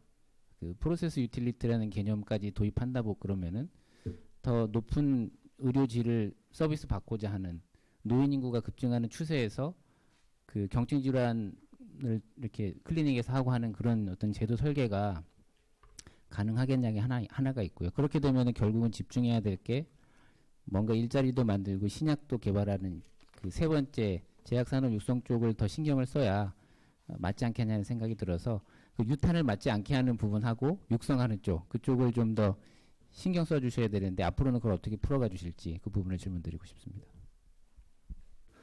그 앞서서 이제 정 박사님이 미온적이다, 점진적이다라는 비판이 있는데 저는 오히려 그런 지적이 너무 고마워요. 왜냐하면 저희는 그동안 계속 급진적이라는 비난과 싸워왔거든요. 근데 오늘은 너무 조심스럽다라는 지적들이 있어서 다시 한번 그 의지를 다잡고 갈 수 있는 것 같다라는 생각이 좀 들고요. 재원과 관련해서는 계속 여러 주체들로부터의 고민이 있습니다. 비용을 부담하는 국민들로부터의 우려도 있는 거고요. 그 재원을 관리해야 되는 정부나 공단의 걱정도 분명히 있는 건데 저는 이제 다시 돌아가서 근본적인 이제 질문을 다시 한번 던져보면 과연 누적 적립금 21조 원을 계속 그럼 유지하는 것이 합당했었을까라는 고민이 하나 있고요. 사실은 문재인 케어를 추진하는데 가장 큰 원동력이 됐었던 자신감의 근원은 역설적으로 지난 정부가 적립해놨던 적립금이 충분했었다라고 하는 겁니다. 그게 없었으면 이런 정책은 추진하기가 굉장히 어려웠었을 것으로 보여지는 거고요. 그리고 또 다른 측면에서 보면 지난 정부, 박근혜 정부 때 추진했던 4대 중증질환 보장책, 저는 개인적으로 굉장히 잘된 정책이라고 보여지는 거고요. 그 단계를 지나야 보편적 보장성으로 당연히 가는 거예요. 건강보험의 발전 단계에서는 전국민보험, 재정통합, 그 다음에 선별적 보장에서 보편적 보장성으로 확대, 이런 부분들이 다 이 역사 속에서는 단계별 이행 과제입니다. 그러니까 그 과정으로 가고 있는 거라고 보여지는 거고요. 다만 재원의 압박이 받으면 제약산업이나 이쪽으로 혹시 불똥이 튀지 않을까라고 고민하지만 의료계와 또 논의하면 그 불똥이 의료 공급자에게 오지 않을까라는 고민을 하고 있는 거고요. 가입자단체와 논의하게 되면 그 국민 부담을 국민한테 떠넘기는 거 아니냐라고 하는 거거든요. 결국 우리가 그 재원과 관련된 부분에 있어서 사회적 논의를 중요시하는 이유는 뭐냐면 혜택이 늘어나는 만큼 공짜가 없으니 누군가가 균등하게 배분을 해야 되는 겁니다. 단순한 1,000원이 늘어났으니 1,000원을 쪼개서 부담하는 것이 아니라 그 1,000원의 부담을 줄일 수 있는지도 고민해봐야 되는 거고요. 지금의 부담, 나눠서 부담하는 체계가 과연 공정한지에 대한 부분들도 부담을 고민을 해봐야 됩니다. 그래서 당연히 늘어나는, 그러니까 그게 국민 생활에 긍정적으로 기여한다라는 가정하에서 늘어나는 재원에 대한 사회적 분담을 어떻게 할 것인지에 대한 논의 구조가 같이 연계되어 있다고 보여지는 거고, 그래서 재정 대책도 그렇게 설계되어 있습니다. 왜냐하면 보험료를 안 올린다고 한 게 아니잖아요. 그러니까 10년간의 평균 이상을 넘지 않는 범주 내에서 관리하겠다라고 했고요. 국고 지원은 늘리겠다고 했습니다. 물론 비율에 대한 불만이 있으시지만 또 반대로 보자면 전년도에 비해서 1조 2천억이 증액되어 있는 안들이라는 게 쉽게 선택되어질 수 없습니다. 그다음에 이제 그걸 여당과 정부한테만 물을 게 아니라 예를 들어 작년 같은 경우는 부족한 국고 지원 규모를 예산 논의 과정에서 야당이 3천억을 또 깎았어요. 올해는 아직 결정은 안 됐지만 야당이 지금 5천억을 깎겠다라고 지금 나오고 있거든요. 그러면 국고 지원 어렵게 14% 정부안을 만들어 왔는데 거기서 깎겠다 또는 실제로 깎아버리는 정치 행위가 현존하는데 거기에 대해서 누구도 책임을 묻지 않고 그냥 지키지 않았다 또는 늘리려는 의지가 없다라고 하는 비난이 과연 타당한 것에 대한 고민이 하나 필요한 것 같아요. 두 번 이제 마지막으로는 좀 저는 이 양면성을 좀 봐야 될 필요가 있을 것 같은데요. 문재인 케어 시행 이후에 신약의 등재, 그다음에 그러니까 새로 등재됨으로써 보험 재정에서 차지하는 포션이 굉장히 많이 늘어났어요, 2년간. 그러니까 그게 뭐냐면 보험 재정을 예를 들어 보험 재정이 되게 네거티브에 갔다라고 하는 주장이 있는 반면 환자가 신약에 접근할 수 있는 기회 구조에 그 돈이 제대로 쓰였다라고 볼 수도 있는 거거든요. 그러니까 그 두 개의 등가치를 같이 놓고 판단해서 내려서 결론을 내야 되는 거고 그 나온 결론도 그게 합당하다면 어떻게 같이 이 부담을 나눠질 것인가에 대한 논의로 이어지는 것이 당연하다고 보여집니다. 이렇게 큰 틀에서는 맞는 말씀들이 많은 것 같아요. 근데 이제 실제로 아랫단으로 내려가서 구체적으로 평가하는 데 있어서 그런 어떤 정신이 반영돼서 하느냐의 문제가 하나 있고 또 한 가지는 어차피 그 문재인 정부에서 3대 성장 동력 중에 하나로 바이오 헬스를 이제 꼽았다 그러면은 지금은 오히려 그쪽에 뭔가 이렇게 확실한 뭐라고 그러나 시그널도 보여주고 이렇게 신약을 잘 만들면 이렇게 우리가 가치 보상을 한다라는 것도 보여주고 뭐 글로벌 제약사 중에서도 환자 요구도가 많은 건데 우리나라가 어떤 너무 큰 가격차 때문에 못 들여온다 그러면 그 부분에 대해서도 뭐 과감하게 이제 결정을 내려주고 하는 것들이 돼야 이게 의사결정을 하고 가치에 맞게 이렇게 하는구나 그런 생각이 드는데 그런 부분에서는 약간 리스크 테이킹을 좀 못하지 않나 그런 생각이 들어서 그 부분에 대해서도 조금 더 말씀 주시면 좋겠습니다. 정확하게 다 드러나 있지 않아서 디테일한 거를 이제 정당보다는 정부가 좀 주관하고 있는 상황이라 조율이 좀 필요한 부분이 하나 있는 것 같고요. 또 하나 이제 그러니까 정부는 새로운 의제를 발굴해서 그러니까 이 방향성을 제시하는 부분에 있다 보니까 상대적으로 너무 바이오에 치우친 거 아니야라는 부분도 있어요. 근데 바이오는 또 바이오가 갖고 있는 위험성이라든지 리스크가 굉장히 높은 것도 사실이기 때문에 저희도 그 고민을 하고 있는 거고요. 또 하나는 늘 말씀드리지만 케미컬 기반이 튼튼하지 않으면 바이오도 굉장히 위험해질 수 있다라고 하는 인식도 같이 갖고 있습니다. 다만 지금 있는 구조에 대한 부분을 변경하지 않고 가격 구조 안에서 또는 수가차기 안에서 이 부분들의 진입장벽만 낮추는 방식으로는 접근하는 것을 과연 다 동의해 줄까라고 하는 거예요. 정부만 동의한다고 될 문제가 아니지 않느냐라고 하는 부분이 아직 남아 있는 거고요. 그러니까 결국은 이제 이 각각 다른 가치 기반을 어떻게 평가할 것인가라고 하는 부분에 대한 컨센서스를 만들어가야 될 것 같아요. 그러니까 리스크를 쉐어하는 방식도 여러 가지 정책 수단이 있는 거잖아요. 그러니까 근데 서로가 선호하는 이 정책 수단에 또 온도차가 분명히 존재하는 거고, 어쩌면 하나의 제도로 그 모든 거를 카테고라이징 하는 것보다는 개별 케이스나 사안별로 따로 접근해야 될 수도 있는 거고요. 또는 이제 케어페에 계시니까 완전한 신약과 또는 예를 들어 지금 우리나라에만 존재한다고 하는 이 개량 신약의 카테고라이징을 또 어떻게 규정할 것인지, 그러면 약가제도에서는 이걸 어떻게 반영할 것인지에 대한 고민들이 다 같이 논의돼야 될 의제인 것 같습니다. 저는 100% 동의를 해요. 그러니까 그게 의료기기로 올지 제약회사로 올지 아니면 병원으로 올지, 병원이라면 대형 병원에 올지 모르기 때문에 각자 다 긴장하고 로비하고 그런 거 아닙니까? 미국 같은 경우에도 정치자금 제일 많이 되는 게 제약회사잖아요. 그러니까 그건 발로 뛰어서 해결할 수밖에 없는 부분이고, 이 부분에 대해서 어떤 원칙 하에서 인위 조정하겠다라는 거 하는 건 저한테는 답이 없습니다. 드릴 수도 없고요. 다만 이제 한 가지만 더 말씀을 드리면, 제가 딱 통계를 내온 건 아닌데, 고령자의 증가율과 고령자의 의료비 증가율은 패러럴 하거든요. 그러니까 만약 그 고령자가 늘어나면 의료비가 폭증한다라고 얘기하는데, 그 이유는 뭔가요? 만성질환자 환자나 의료 니즈가 늘어난다는 거잖아요. 그럼 의료 니즈가 늘어나면, 의료 니즈가 많은 나라일수록 의료비를 많이 소비하나요? 절대 그렇지 않거든요. 의료 니즈가 많은 나라는 우리보다 북한이 더 많아요. 근데 북한은 대 GDP가 얼마 안 되고, 아프리카도 그렇고. 그러니까 의료비의 수준, 그리고 그 의료비의 수준은 결국 국민소득하고 일치하는 거고, 거기서 나왔던 파일을 뭐로 어떻게 나눌 거냐라고 하는 것을 저한테 물어보신다면 그것에 대해서는 잘 모르겠습니다. 다만 산업 육성이라고 하는 부분은 전 제발 좀 여당이 좀 더 발벗고 나섰으면 좋겠어요. 그러니까 예를 들면 이제 원격 진료 같은 거죠. 얘기가 좀 빠질 수 있는데, 옆나라 일본 같은 경우에는 원격, 그러니까 거리가 떨어진 게 아니고 동경 내에서도 온라인 진료라고 하는 다른 명칭으로 지금 하고 있거든요. 그러니까 젊은 애들은 병원에 잘 안 가자는데 온라인 진료로 다 웬만한 걸 하고 있단 말이에요. 참 그런 걸 왜 우리는 못할까, 그런 게 아쉽고, 제약 바로 그게 아니라 답이 좀 그렇습니다만, 그러니까 저는 기본 원칙은 그렇습니다. 산업은 정말 빨리 육성해야 된다, 그리고 발벗고 육성해야 된다, 그런 생각은 갖고 있습니다. 네. 존슨앤존슨에서 제약, 의료기기, 화장품 관련 정책 및 대외 협력 맡고 있는 송영주입니다. 두 가지 질문 드리려고 그러는데요. 두 분 위원님들한테 동시에 질문 드리겠습니다. 지금 보장성 확대 항목을 정할 때 문재인 정부 들어서는 혹시 어떤 원칙으로 하는지, 혹시 박근혜 정부와 달리 그 가이드라인이 바뀐 것은 있는지 궁금한데요.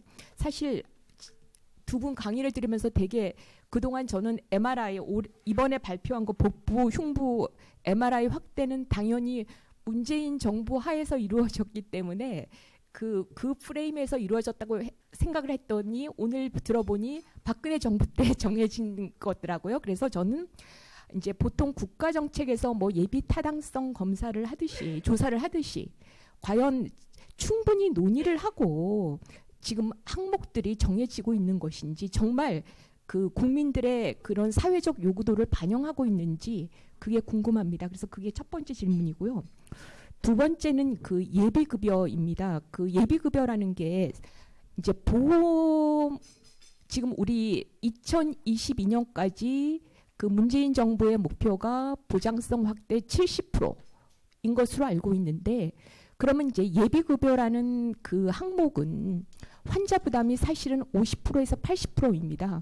그럼 예비급여는 보장성 확대가 됐다는 카운트 하실 때 거기에 들어가는 겁니까? 그러니까 왜냐하면 환자 부담은 사실은 엄청나게 있는데 그게 보장성 확대에 정부가 계산할 때는 들어가는 것인지, 그러면 과연 70%라는 의미가 있는 것인지, 두 가지 질문 드리겠습니다. 제가 설명을 좀 드려야 될 것 같은데, 보장성 확대 항목에 결정하는 구조는 항상 그러니까 뭐 정치권이 이걸 개입해서 판단하거나 이런 문제가 아닌데 그렇게 하는 건 오히려 훨씬 더 위험하거나 잘못 편향된 방향으로 가거나 또는 선거를 앞두고 노인 질환에만 집중할 가능성이 굉장히 높기 때문에 저는 정치권이 이 부분에 개입하는 것은 굉장히 반대하고 해서도 안 된다고 보여집니다. 그거에 대한 구조는 이미 건정심이 이미 그런 구조를 이미 갖고 있습니다. 그게 공급자든 가입자든 공익이든 어쨌든 그 부담을 나눠줘야 될 사람들이 그 의사결정에 같이 오랫동안 논의해서 결정하는 구조고요. 기본 방향은 아까도 말씀드렸듯이 필수와 중증 의료라고 하는 부분이고 필수와 중증이 여러 개죠. 그중에서 그럼 어떻게 할 것이냐. 그 현재로서는 환자의 부담이 가장 큰 영역이라고 지칭되어지는 부분이 이제 이 필터링이 조건이 될 거고 이 과정에서 지금 MRI든 또는 뭐 이 초음파든 이런 게 결정이 이미 이전에도 그 기준이 똑같이 적용되고 있고 지금도 적용되고 있기 때문에 그게 그렇게 결정되었다고 설명할 수 있을 것 같고요. 70%의 보장률 달성이라고 하는 부분들은 예비급여가 포함되느냐 되지 않느냐 당연히 포함되는 거죠. 그러니까 예비급여가 갖고 있는 위험성은 뭐냐면 본인 부담률을 계속 높인 상태로 예비급여를 급여화해서 보장률의 분모에 넣게 되면 정부나 정권 입장에서 보면 분모가 커지기 때문에 나중에 보장률 수치가 뚝뚝 떨어져요. 그러니까 저희도 이 결정을 할 땐 되게 심각하게 결정해야 되는 사안이라는 거죠. 분모가 커지면 분자를 웬만큼 높여갖고는 비율을 높일 수가 없거든요. 그러니까 예비급여 부분들도 결국 보장성 확대에 카운트되는 거고 그 부분이 늘어나면 늘어날수록 보장률 확대라고 하는 정책적 성과를 달성하는데 큰 부담이 된다는 걸 알고 있기 때문에 그 되게 그러니까 신중하게 접근하고 있다라고 하는 거고 다만 이제 예비급여 영역이라고 하는 것은 우리가 이제 뭐라고 했냐면 의학적 필요성이 인정되는 부분들은 다 급여를 하겠다라고 했잖아요. 근데 의학적인 필요성이 인정되어지는 그러니까 이 비급여 영역 안에 의료 행위나 의약품이나 의료 시술이 있는 거지만 또 하나는 지금 이제 이 제도에서는 설명하기 좀 어렵지만 그러니까 의료 산업 육성과도 좀 맞닥뜨려져 있는데 말 그대로의 테스트베드 그러니까 이게 실제로 임상을 해보고 그러니까 그 급여하냐 아니냐가 아니라 의료적 가치가 있는지 없는지를 검증하는 그 전 단계가 좀 부재하다라는 지적이 있습니다. 이 부분에 대한 고민은 지금 정부와 여당이 따로 하고 있는 거고요. 그래서 그 트랙이 따로 존재해야 되지 않을까 싶은 거예요. 이를테면 우리가 지금 그러니까 A매치만을 놓고 볼 수는 없는 거 메인 트랙만을 놓고 제도를 일단 얘기했지만 A 트랙에 들어가기 위한 예선전이라든지 이런 부분들은 아직 그 제대로 얘기하지 못하지 않았냐라는 반성이 있어서 그러니까 예비급여에 진입하기 전 단계에 이게 의학적으로 필요성이 인정되어지느냐 아니냐를 판단할 수 있는 근거가 되는 베드 또는 트랙이 있어야 되겠다라는 고민을 따로 하고 있습니다. 보장성 확대 우선순위를 질문하신 것 같은데 제가 야당이기 때문에 다만 이제 야당으로서 보장성 확대 우선순위에 대해서는 전 사실 좀 생각을 갖고 있습니다. 그거 뭐냐면 여기 관계자들하고 좀 다를 수 있겠습니다만은 1차 의료에 강화하는 방향은 뭐 너무나도 당연한 거 아까 전달체계에서 두 번째로는 저는 간병비 부담을 어떻게 하면 빨리 그러니까 그게 가정 파탄을 일으킬 수 있는 질환들이 참 많거든요. 그 중에 하나인데 이게 참 전달체계 개편하고 이게 충분히 가능할 수도 2000년서부터 2008년 9년 이때부터 제가 모델 사업하고 2011년도 모델 사업을 한 걸로 알고 있는데 아니 왜 간병비 부담을 이렇게 못 털지라고 하는 그런 불만이 있습니다. 그래서 만약 우선순위를 물어보신다면 근데 정부 여당에서는 우선순위에 어떤 원칙이 있겠죠. 근데 그것까지는 제가 잘 모르겠고요. 두 번째로는 이거 난임 정책이든 모든 정책이든 그렇습니다만 100% 자기 부담에서 90%, 80%, 70% 이렇게 내려오는 정책에 대해서는 저는 찬성합니다. 그리고 그렇게 가야 된다라고 생각하고 있고 그건 관리를 하겠다라는 거고 아까 조은jon 전문위원도 말씀하셨지만 급여냐 비급여냐가 아니고 예비급여라고 할 수 있는 국민이 예측 가능할 수 있는 또 다른 선택지 하나를 만들어준 거는 저는 잘한 일이라고 생각합니다. 이상입니다. 그 건강보험 재정의 국고 지원에 대해서 기획재정부가 이제 어떤 관점을 좀 갖고 있다고 생각을 하시는지 질문을 드리고 싶은데요. 이번 질문은 정재철 위원님께 먼저 좀 부탁드려도 될까요? 국고 부담이란 말도 쓰지 않습니다. 잘 아시죠? 국고 지원이라는 말을 씁니다. 여기서 지원은 어떤 제도에 대한 지원이냐면 상호부조의 원칙인 의료보험 제도는 기본적으로 상호부조 보험료로 구성돼야 됨을 원칙으로 하나 다만 국가가 저소득자나 기타 등등 사람들에 대한 보험료가 부담이 되니 이 부분에선 지원을 해주겠다라는 스탠스를 한 번도 굽힌 적이 없습니다. 그러니까 이 기획재정부는 예상 보험료 수입의 13%를 지키지 않더라도 국회에서 뭐라고 하냐면 그럼 국고 지원이고 약속한 게 아니다. 5년짜리 한시법 언제까지 갈 거냐? 아니 이건 국고 상호 부조에 의한 보험제도인데 왜 여기다가 세금을 투여해야 됩니까? 라는 스탠스인 거예요. 이상입니다. 추가적으로 좀 설명을 드릴 필요가 있을 것 같은데요. 이게 국고 지원이라고 하긴 했지만 이게 가입자 지원입니다. 항목은. 이 가입자는 뭐냐? 그러니까 건강보험에서 직장 가입자는 사용자가 50%를 부담하죠. 근데 지역 가입자는 그 사용자가 없기 때문에 본인이 100% 부담해야 되는 상황이 발생했습니다. 그래서 그 부분에 대한 지역 가입자를 사용자라는 관점에서 보험료 일부분을 지원하겠다 정부가 이런 차원에서 철학적으로 접근했던 것이 가입자 지원 제도였고 그게 지금 국고 지원의 비율로 남아 있는 겁니다. 그런데 이제 기재부 입장에서는 뭐 이렇게 막 여러 가지 이유가 있겠지만 기본적으로 원래 처음에 사회보험이 타동했을 때부터 있었던 게 아니기 때문에 이 부분은 한시적이라는 인식을 좀 갖고 있습니다. 그러니까 같이 태어나지 않았었기 때문에 이게 뭐냐면 2000년 초반에 발생했던 보험 재정 압박을 타개하기 위해서 만들어지다 보니 이건 한시적이다라고 하는 인식의 툴을 하나 갖고 있고요. 두 번째는 이게 차지하는 포션이 계속 늘어나잖아요. 그러니까 비율이 줄어든다고 하더라도 액수가 워낙 커지고 있으니 재정당국 입장에서는 이게 이 몫이 굉장히 커지는 것에 대한 염려, 걱정, 반발이 있다고 보여지는 거고요. 그래서 이 기존의 문케어를 추진하면서도 적립금을 사용하는 부분에 있어서 그러니까 적립금을 사용하는 전제 조건에 저희는 국고 지원을 확충하는 것이 같이 맞물려 있었지만 기재부는 그걸 반대했어요. 뭐냐면 적립금을 다 소진한 다음에 국고 지원을 확대해라라는 취지예요. 그 뭐냐면 남아있는 돈이 많으면 기재부는 절대 지원을 하려고 하지 않습니다. 그래서 사실은 적립금을 많이 놔두게 되면 국고 지원을 절대 많이 받기 어렵거든요. 그러니까 같은 정부에도 기재부의 입장은 확고합니다. 사회부처와 경제부처 특히 기재부 입장이 다른데 저희는 적립금을 많이 갖고 있는 것이 국고 지원을 확보하는 데 있어서 굉장히 불리한 변수로 작용한다라고 하는 부분들을 이 보건의료 쪽에 계시는 분들은 좀 명확하게 인식하셔야 된다라고 하는 말씀을 꼭 드리고 싶고요. 또 하나는 이제 방향의 전환이 필요한데요. 이제 뭐 이거는 지금 뭐 본격적으로 논의되는 건 아니지만 저는 개인적으로 조세 부담의 원칙을 더 강화하는 쪽, 그러니까 국고 지원이 더 강화되는 쪽으로 사회보험이 가야 된다고 봅니다. 왜냐하면 사회보험료를 인상하는 것은 사회적 저항이 조세 인상보다 훨씬 더 강하기도 하죠. 정치적으로 부담이 되기도 하지만 두 번째는 무슨 부작용을 낳냐면 아까도 말씀드렸듯이 사용자 부담이 같이 증가하다 보니 기업 입장에서는 일자리를 늘리는데 역행하는 구조로 발생할 수 있어요. 이를테면 임금 인상보다 사회보험료 부담에 대한 부분들을 더 많이 갖게 될 가능성이 있기 때문에 보험료 인상을 하게 되면 기업이 고용에 대한 부담을 갖게 되고 그래서 고용 창출로 이어지지 않는 악순환이 발생할 개연성이 있어요. 근데 어찌됐건 국민이 내는 건 똑같아요. 근데 이걸 조세 부담의 비중을 높이게 된다고 한다면 기업 입장에서는 새로운 인력을 늘리는 데 있어서의 추가적인 부담을 상대적으로 덜 느끼게 되겠죠. 그러니까 저는 같은 돈이 어떤 사회 구성인자들에게 다른 부작용이나 또는 부담감을 주지 않기 위해서이기도 하거니와 국가의 책임이라고 하는 부분들을 더 강조하기 위해서도 그렇고 다른 서구 유럽 국가나 다른 나라의 사례 보더라도 국가가 부담하는 국세의 부담 비율이 높아지고 있는 것을 감안했을 때 우리도 그쪽 방향으로 돌아가야 된다라는 게 저희 생각입니다. 혹시 바로 질문 없으시면 제가 질문 하나 더 드려도 될까요?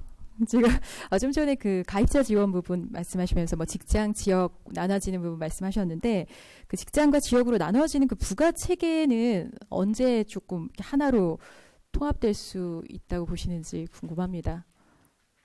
네.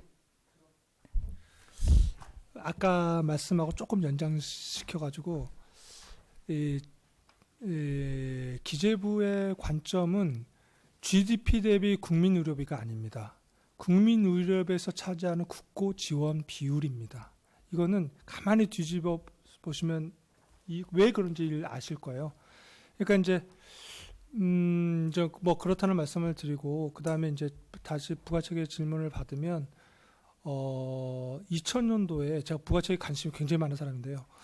그 부가체계를 일원화하겠다고 했어요. 근데 이제 제 외국에서 보면 우리나라가 일원화가 되어 있느냐라고 물어보면 웬만한 의료 전문가들은 우리나라 아는 의료 전문가들은 의료 일원화가 안 되어 있지라고 대답을 해요. 잘 혹시 외국 사람들하고 부가체계 인터뷰해 보신 적 있으신가요? 왜 안 되어 있다라고 생각하십니까? 역으로 물어보면 부가체계가 이중이잖아. 라고 대답을 해요. 아까도 제가 보여드렸습니다만은 직장 가입자들은 그 이른바 총보수에 근거해서 하고 있고 지역 가입자 같은 경우는 이제 그런 게 안 되니까. 근데 사실 소득 파악의 문제가 아니에요. 그 잘못 생각하는 사람들이 많은데 이 자영업자들 같은 경우에 필요 경비를 어디까지 인정해 줄까라는 문제거든요. 그거를 어디까지 털 수 있느냐. 그다음에 직장 가입자 같은 경우에 필요 경비에 그 상응하는 소득 공제를 어디까지 해줄 것이냐. 사실 이 문제가 그렇게 정말 간단한 문제가 아니에요. 그래서 지금까지 20년이 다 되어 왔는데 이 문제를 거의 못 풀고 있고, 자, 그럼 앞으로 이게 풀릴 것이냐? 안 풀립니다. 그럼 이대로 갈 거예요. 그러면 가렴주구라는 말을 저는 씁니다만, 자, 그럼 누가 궁극적으로 가장 피해를 많이 볼까라고 생각하면 실업을 했거나 퇴직을 했거나 아니면 자영업자에서 닥치기는 분들이 피부양자로 숨을 수 없는 사람들한테 부가세계 이원화가 집중적이 되지 않을까. 그러면 이 사람을 대상으로 타겟팅을 해서 국고 지원을 해요. 외국은 그렇게 하고 있습니다.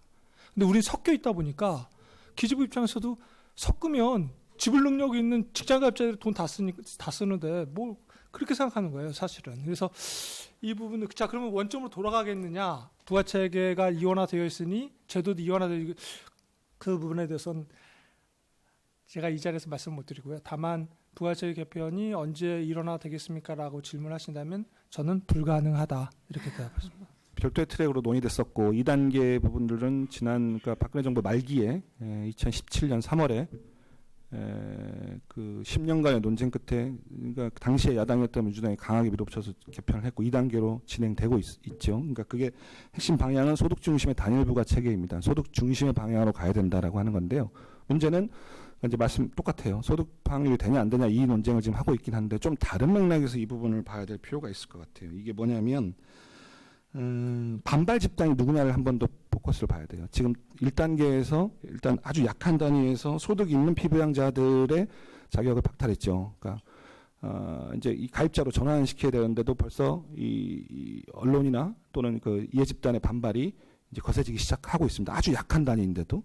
근데 이게 점점 강해지게 될 거거든요. 피부양자 문제가 훨씬 더 참 무임승차 문제가 워낙 이 공정의 문제와 맞닥뜨려 있으니까. 근데 이 정치적 저항을 정치권이나 언론이나 또 사회 세력들이 돌파해낼 수 있느냐라고 하는 헤게모니 싸움의 한 축이 하나 있고요. 두 번째는 뭐 현대 자본주의 사회가 다 그렇지만 우리 특히 부동산 또는 비임금 소득이 소득에서 차지하는 비율이 높은 구조를 갖고 있는 구조를 먼저 바꾸지 않으면 이 상황, 그러니까 이 일원화시킨다는, 뭐 일원화라는 표현을 쓰긴 하지만 결국 소득 중심으로 이 소구력이 강해지기가 어려울 거다라고 하는 두 가지 문제가 있죠. 그러니까 결국 뭐 이 비임금 소득과 또는 그 부동산, 뭐 아니면 뭐 금융소득 이런 부분들을 어떻게 소득으로 치환시켜서 파악할 수 있을까라고 하는 부분들이 동시에 존재해야 됩니다. 역시 이것도 기존에 내지 않던 사람들한테 내게 하는 것이거나 기존에 쬐끔 내던 사람들한테 많이 내게 하는 것이기 때문에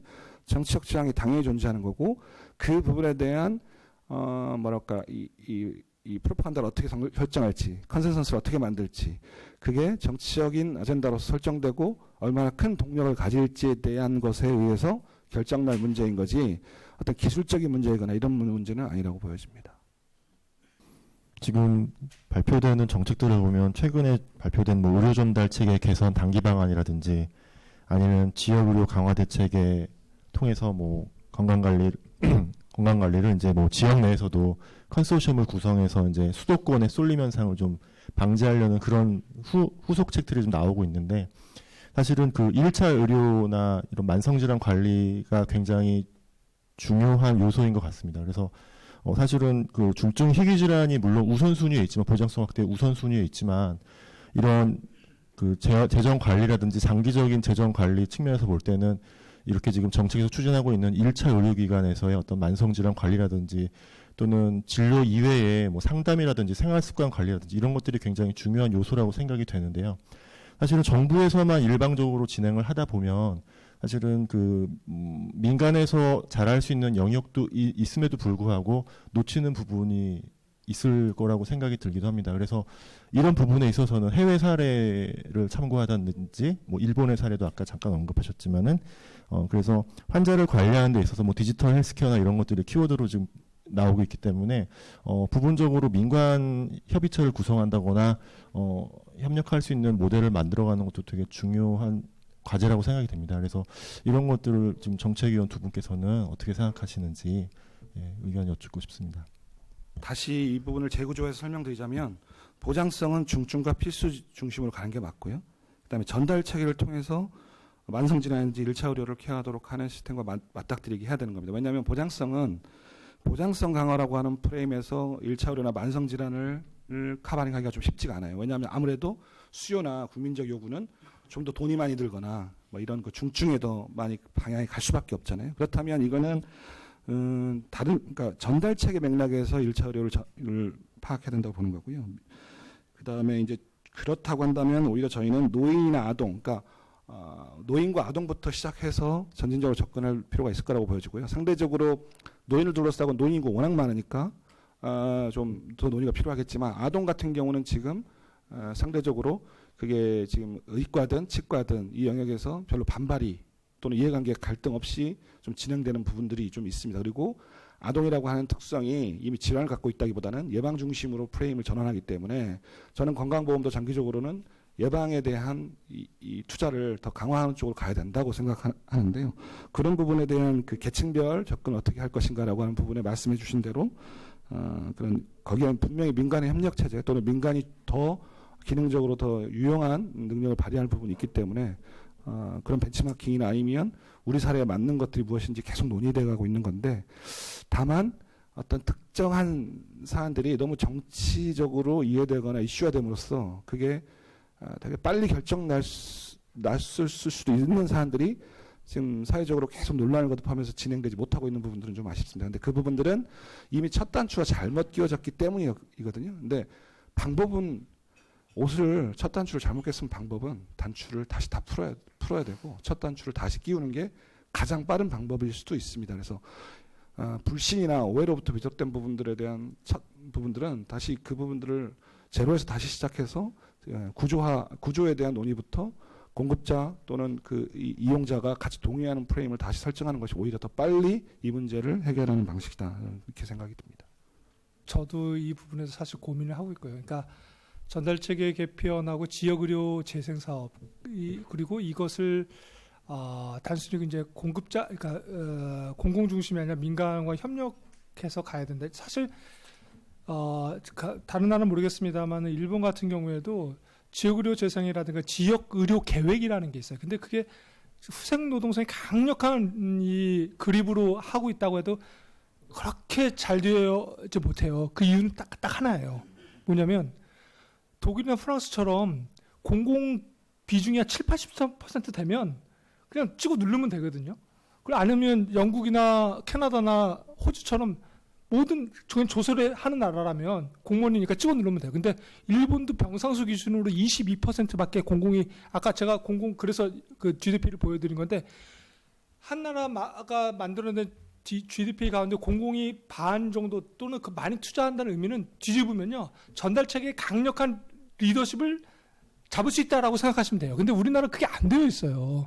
우리나라 10%밖에 안 되잖아요. 일본 나라는 우리의 더블이 20%. 그래서 이 부분을 그냥 하는 게 아니고 일본을 보니까 지역 창생 계획하고 같이 하더라고요. 그러니까 왜 그러냐면 어차피 의료, 간호사, 뭐 사회복지사 이런 사람들하고 다 섞어가지고 지역 만성질환 관리하고 뭐 커뮤니티 케어하고 한다고 해도 거기에 정말 중심은 의사예요. 그건 변할 수가 없는 사실. 근데 의사가 너무 독점적으로 튀어버리는 상황에서는 지역 케어회를 하더라도 이게 안 돼요. 그걸 찍어 누를 수 방법은 지역 창생이라고 하는 한계마을 정리 지역 창생이라고 새로운 팩터로 찍어 눌러가지고 평균값을 맞추려고 하더라고요. 제가 담당자하고 한번 인터뷰를 해봤더니까 너무 그쪽이 파워 강한 건 어쩔 수 없어요. 근데 뭐 독일하고 프랑스처럼 공공이 많은 나라가 아니기 때문에 그 말씀밖에 못 드리겠네요. 지난 정부 때 진지의료원 사건이나 메르스 사태를 겪으면서 중요한 개념의 변화가 국회 안에서 컨센서스가 만들어졌습니다. 그건 뭐냐면 이전까지 공공의료를 바라보는 시각이 공공의료기관이 제공하는 서비스라고 하는 개념에서 이제는 민간 의료기관이 제공하는 공공적 서비스도 포함된다라는 개념으로 완전히 바꿨고요. 공공의료법도 기본 이 정의 데피니션이 완전히 바뀌어져 있습니다. 그래서 결국은 뭐냐면 이건 누구나 다 얘기하는 거죠. 공공적 인프라가 너무 취약하다. 근데 그걸 일시에 그러면 병원을 수백 개를 지어서 극복할 수 있습니까? 못합니다. 그리고 그게 효율적인지에 대해서도 여전히 의문이지요. 그러면 이미 충분한 공급 체계를 갖고 있는 민간이 공공적 서비스를 제공하는 부분에 있어서는 충분히 정부가 보상해주는 방식을 통해서 기여하도록 하는 것이 마땅한 방향이지 않을까, 이런 고민이 논의가 있었었고 그게 결론을 낸 거고, 저희는 이제 그 방향에 맞춰서 공공의료를 보고 있다라는 말씀을 드리고 싶습니다. 다만 그럴 경우에 이제 수가를 쓸 것이냐 아니면 기금을 만들 것이냐, 이 문제는 또 다른 문제라고 생각해요. 왜냐하면 수가로 하다 보면 물고기 떼처럼 이로 싹 몰렸다가 또 절로 싹 몰렸다 이러거든요. 그러니까 어떤 특정한 정책 포커스를 맞춰서 이걸 달성하겠다고 한다면 별도의 기금을 만들어서 철저하게 타겟팅적으로 인센티브를 주는 거죠. 그래야지만 체계 내에서 흡수되지, 수가로 뭘 좀 해보겠다라고 하는 건 이제 좀 이제 전달 체계 부분에선 한계가 있지 않나. 특히 커뮤니티 케어 같은 경우 그런 생각은 제 개인적으로 제가 커뮤니티 케어에 관심이 많아서 그런지 모르지만 그런 건 하고 있습니다. 저는 한국 아스트라제네카의 박상원이라고 합니다. KRPI 소속으로 되어 있고요.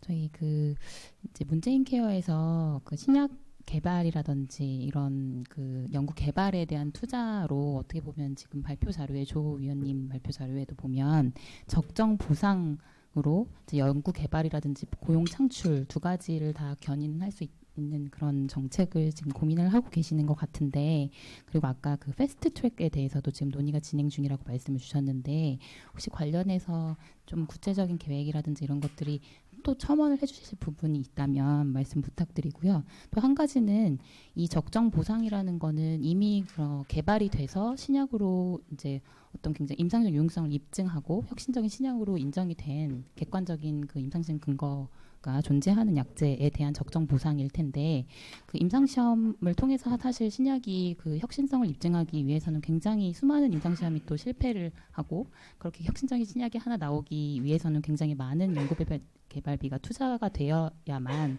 하나의 신약이 나올 수 있는 것에 대해서는 잘 알고 계실 것 같아서 임상시험에 대한 어떤 지원이라든지 이런 부분에 있어서도 혹시 이제 고려하고 계시는 부분이 있는지, 이미 고민하고 계시는 부분이 있는지에 대해서 좀 궁금합니다. 이때는 또 국내하고 외자사가 또 지원을 해줄 수 있는 영역이 다를 것 같아서 혹시 이렇게 구분하여서 생각하고 계시는 부분이 있는지 궁금합니다. 아마 우리나라뿐만 아니라 모든 사람들한테 가장 혼란을 주는, 또는 데피니션하기 가장 어려운 단어가 적당히 또는 적정한 수준 이런 걸 거예요. 당연히 저도 개념 규정하기는 어려울 거고, 연구 개발하고 투자한 비용과 그 아웃풋을 고려해야 되는 공급자 입장에서 적정한 기준과 이것을 제도권 안에서 수용하면서 이게 이렇게 지속적으로 재정을 유지해야 되는 사람이 바라보는 시각에서 적정의 기준의 편차가 굉장히 클 거라고 보여지거든요. 그러니까 그 부분의 편차를 어떻게 줄일 것이냐라고 하는 부분이지, 저는 합의되기는 좀 어려울 거라고 봐요. 다만 여기서 저희가 말했을 때 적정 보상에 더 이제 적정 보상과 관련된, 또는 그러니까 급여화했었을 때 약가가 결정되는 방식이나 뭐 이런 게 특별히 달라질 건 아니겠지만, 이전에 비해서 새로운 변수라고 해야 될까, 아니면 더 정책적으로 고려하는 부분들이 좀 이렇게 늘어났다고 하는 부분들은 어떤 사회적 배려, 그러니까 사회적 가치에 대한 실현이라고 하는 부분, 이제 그게 지금 약가 결정하는 부분이나 아니면은 혁신형 제약 기업을 퇴출시키는 조건이나 이런 데 이제 하나씩 들어가기 시작했거든요. 그런 사회적 기여를 바라보는 시각들 또는 그 기준들이 계속 늘어나거나 좀 더 구체화될 거라고 보여지고요. 또 하나는 고용과 관련된 부분들에 대한 유발 게이지, 또는 실제로 이게 그러니까 사회 고용에 기여하느냐라고 하는 부분들을 어떻게 측정하거나 또는 증명해낼 것인가라고 하는 부분들이 같이 맞물려 있을 거라고 보여집니다. 왜냐하면 물론 억울하다고 보실 수 있지만 다국적 제약사가 국내에 투자해서 부가가치를 만들긴 하지만 그게 고용으로 많이 연결될 것이다라고 하는 생각을 하는 사람이 그렇게 많지는 않거든요. 그러니까 그 부분을 어떻게 설명할 것이냐가 되게 중요한 변수 중 하나일 거라고 보여지는 거고요. 또 하나는 이제 패스트트랙과 관련해서 현재로서는 두 가지 트랙입니다. 혁신형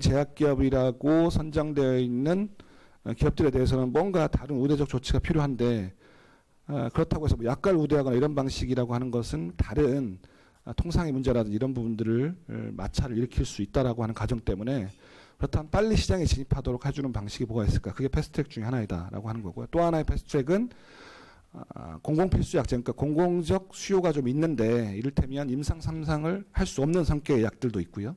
이런 부분들은 뭔가 다른 트랙 또는 거기 뭐 포괄적 패스트트랙이라고 할 수 있는데 이런 다른 진입 루트가 필요하다라고 하는 차원에서의 패스트트랙 이 두 가지 의미가 있을 것 같습니다. 그렇게 이해하시는 게 좀 그나마 좀 정확하게 이해하시는 거라 설명을 좀 드릴 수 있을 것 같아요.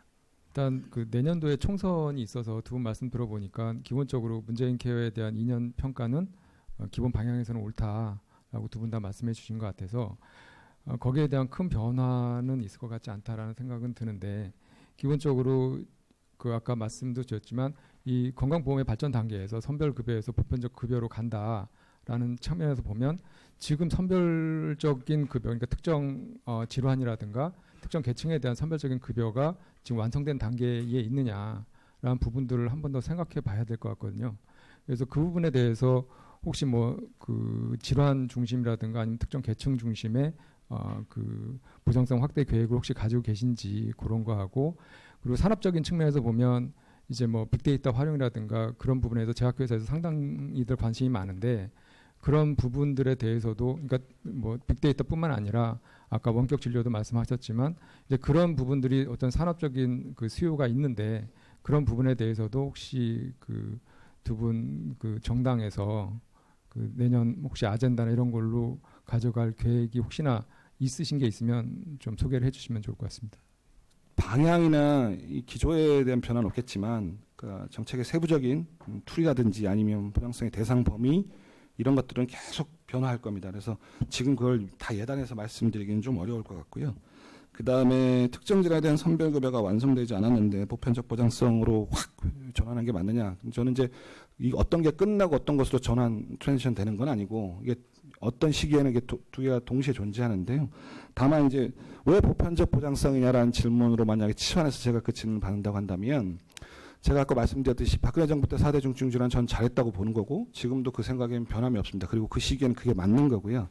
다만 선별적 보장을 했었을 때 드러나는 문제에 대한 인식들을 한번 다시 되짚어 볼 필요가 있습니다. 첫 번째는 지금도 건강보험을 보면서 가장 많이 기여하는 30, 40대가 보험료 인상이라든지 보장성에 대해서 불만이 가장 많습니다.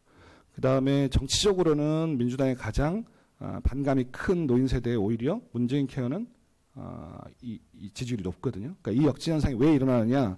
기여자와 수혜자가 달라지면서 발생하는 문제라고 보여집니다. 그런데 불가피한 거죠. 왜냐하면 노인성 질환이 늘어나고 노인 인구가 늘어났으니까. 그런데 보험이 계속 그쪽으로만, 그러니까 중증이나 뭐 아니면 노인 질환에만 집중하면서 보장해 주는 것이 과연 사회 정책으로서 타당한가라는 고민이 있습니다. 그러니까 보험 재정에 더 많은 기여하는 사람들을 계속 내버려 두고 그 수혜자와 소위 말하는 기여자를 계속 분할시킬 것인가라는 고민을 할 수밖에 없거든요. 그러니까 저는 사실은 치과 관련된 이제 공약 중에서 내부 논쟁을 그때 대선 때도 뭘로 했었냐면 일부에서는 노인 연령이 그때 당시까지 본인 부담률이 50%였었어요. 그걸 30% 낮추자라는 쪽의 주장이 있었고 저는 50%를 유지하되 그 연령을 55세까지 낮추자라고 하는 거예요. 그러니까 저는 대상을 넓히는 쪽이 저는 개인적으로도 맞다고 보여지는데 그건 또 이제 뭐 여러 맥락에서 고려가 돼야 될 사안이라고 봅니다. 어찌됐건 보편적 보장성이 맞다 틀리다 그게 아니라 보편적 보장성이 같이 가주어야 건강보험의 기여자와 그러니까 이 수혜자가 분리되는 현상이 가속화되지 않는다고 보여지는 거고요.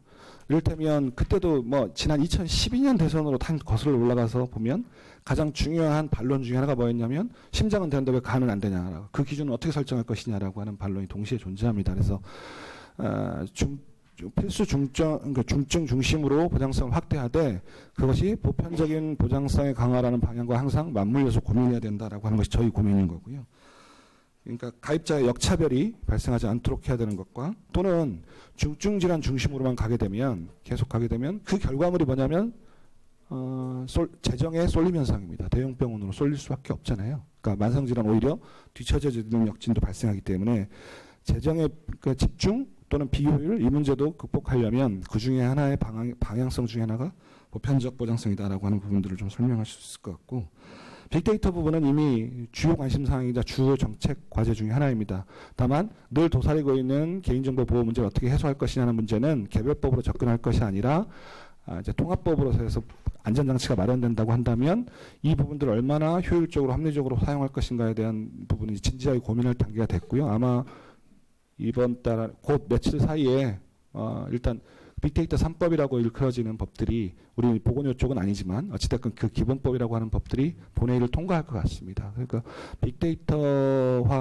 산업 활용과 관련돼서는 이미 많은 내부 논의를 거치고 있고 그 근거법이 마련되어진다고 한다면 빠른 속도로 진행될 수 있을 거라고 기대하고 있습니다. 선별급여, 보편급여라는 말을 제가 잘 이해를 못해요.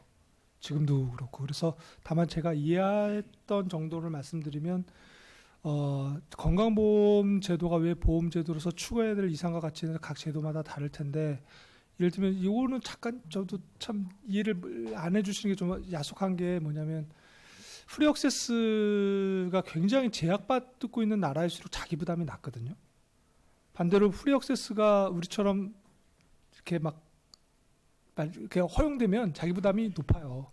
근데 그건 일정 정도 시속 게임이라 어쩔 수가 없어요. 그러니까 어디에 틀을 주느냐의 문제거든요. 근데 만약에 그래서 전달체계 같은 경우에도 저는 사실은 개업의들한테 좀 더 그게 기금이 됐던 어떤 형태가 됐던 또 그게 초진료가 됐던 재진료가 됐던 좀 듬뿍 좀 줬으면 한 그런 생각을 좀 개인적으로 갖고 있거든요. 이제 그런 부분에서 아마 우리 건강보험 제도가 자기 부담을 좀 더 떨어뜨리는 방식으로 가려면 프리 액세스를 많이 좀 제약을 해야 될 거예요. 근데 거기서 또 되면 이제 만족도가 떨어지겠죠. 그러면서 뭐 대형병원에 못 가게 하느냐, 뭐 가는데 뭐 소개장이 필요하느냐, 뭐 어쩌고저쩌고 할 텐데, 그런 부분에선 제가 그 선별급여, 보편급여 제가 이해를 못 해가지고 제가 갖고 있는 생각은 그러고, 아까 빅데이터는 이제 우리가 개망신법이라고 하잖아요. 개인정보보호법, 정보망보호법, 그다음에 신용정보보호법이 3법이 데이터 3법인데 저는 이건 빨리 통과돼야 한다, 이런 생각을 갖고 있고요. 그다음에 이제 아까도 말씀드렸습니다만 특히 온라인 진료 같은 경우에는 제가 사실 그런 공약을 하나 만들었어요. 그 청년 정책 8대 공약을 제가 만들어 놨거든요, 사실. 근데 이제 에토스가 중요해가지고 누구 입에 탈제를 시킬 것이냐라고 해서 이제 고민을 중인데, 예를 들면 자꾸 자살을 하는 경우가 너무 많다 보니까, 근데 젊은 친구들은 이 핸드폰을 한순간도 놓질 않아요. 근데 이 핸드폰을 통해서 온라인 진료를 할 수 있다면, 특히 심리 상담이라든가 이런 진료를 할 수 있다면 정말 좋지 않을까, 저는 그런 생각을 하고 있거든요.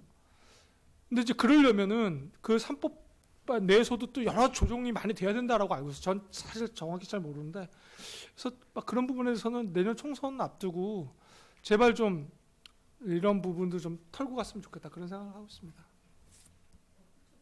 각각의 공공 데이터를 따로 관리하고 있고요. 이게 쉽게 말하면 통합 운영이 전혀 되지 않습니다. 지금은 빅데이터라기보다는 다데이터인 것 같고요. 본인들도 스스로 인정하지만 빅데이터로서의 활용 가치가 거의 없습니다. 왜냐하면 이 데이터가 서로 소통하고 연동되어야만 추적 가능하고 이게 통합적인 성격을 갖는데, 지금은 기관별로 그 부분들을 관리하고 책임을 지게 됐다 보니 기관들이 그렇게 움직이지 않지만, 일단 데이터 3법만으로 그게 된다는 건 아니지만 그게 일단 연계고리가 만들어지면 거기 이제 핵심적인 거는 사실 의료보다는 위치 기반 서비스라든지 이런 이제 과학기술 쪽이 더 많거든요. 근데 그 부분들도 사실은 의료정보처럼 되게 민감 정보잖아요. 그 부분에 대한 관리 기준이 만들어진다면 당연히 의료와 관련된 부분들도 이를테면 그 개인을 특정할 수만 없다고 한다면 그러니까 공공정책을 수행하는 주요한 데이터로서 기능하게 되고, 그 기관별 갖고 있는 데이터들의 리소스가 연결고리가 만들어질 거라고 보여지는 거고요. 그렇게 되면 산업적 활용 가치가 굉장히 높아질 거라고 보여집니다. 다만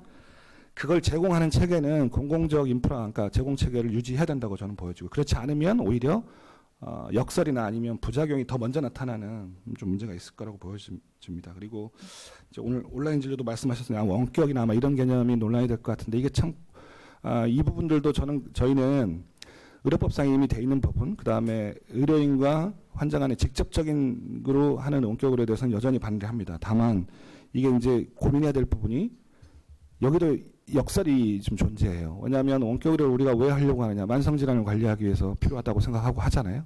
근데 만성질환을 앓고 있는 분들이 대부분이 연령층이 높아요. 그래서 정보 접근도나 정보기기 활용도가 뚝 떨어져요. 반대로 젊은 층은 정보기기 활용도가 굉장히 높죠. 근데 만성질환으로의 접근이 별로 이렇게 만성질환 환자가 많은 건 아니잖아요. 이게 그러니까 두 개가 이 언밸런스가 발생하고 있거든요. 그렇다면 방금 말씀하신 대로 만성질환자를 대상으로 한 접근 방식과 젊은 층, 그러니까 활용은 잘하되 이 사람들이 주로 겪는 새로운 사회적 질병에 대한 접근을 좀 분리하는 접근법들도 다양하게 좀 논의될 필요가 있지 않을까 싶은 거죠. 그리고 이게 결국은 의료계의 불안감을 해소시킬 수 있는 충분한 고리가 있거든요. 근데 그 부분이 아직 설명이 잘 안 되고 있는 것 같아요. 이를테면 정신질환 같은 경우는 결국 그 오프라인에서 이 가기 불편한 것도 있지만 가기 부담스럽기 때문에 다른 루트를 활용하고자 하는 욕구가 동시에 존재하는 거고, 만성질환자 같은 경우는 격해진화 같은 경우는 말 그대로 물리적 접근이 어렵기 때문에 그런 거거든요. 그러니까 다 접근의 이유나 방식이 다 다를 수밖에 없습니다. 그래서 이런 논의들이 좀 세분화돼서 논의될 필요가 있지 않을까라는 생각을 갖고 있습니다. 네. 자, 오늘 그 쿠키뉴스가 주최한 국회 보건의료정책 톡 콘서트 한 2시간 가까이 함께 하셨는데요. 두 분의 강연도 듣고 또 자유로운 질의응답 시간까지 가져봤습니다. 오늘 이렇게 의미 있는 시간을 채워주신 두 분 위원님께 다시 한번 큰 박수 보내주시기 바랍니다. 고맙습니다. 자, 오늘 혹시 이제 시간 제한으로 질문을 못 하셨거나 혹시 제언이 있으신 분들은 메모에 이렇게 적어서 저희 담당 기자에게 전달 주시면 잘 취합해서 또 위원님들께 전달 드리도록 하겠습니다. 참고로 26일 내일은 국민건강보험공단 김효익 이사장님과 또 자유롭게 이야기 나누는 시간 가져볼 텐데요. 많은 관심 부탁드립니다. 오늘 톡콘서트 끝까지 함께해 주신 모든 참석자분들께 감사 말씀드리면서 전 인사드리겠습니다. 고맙습니다.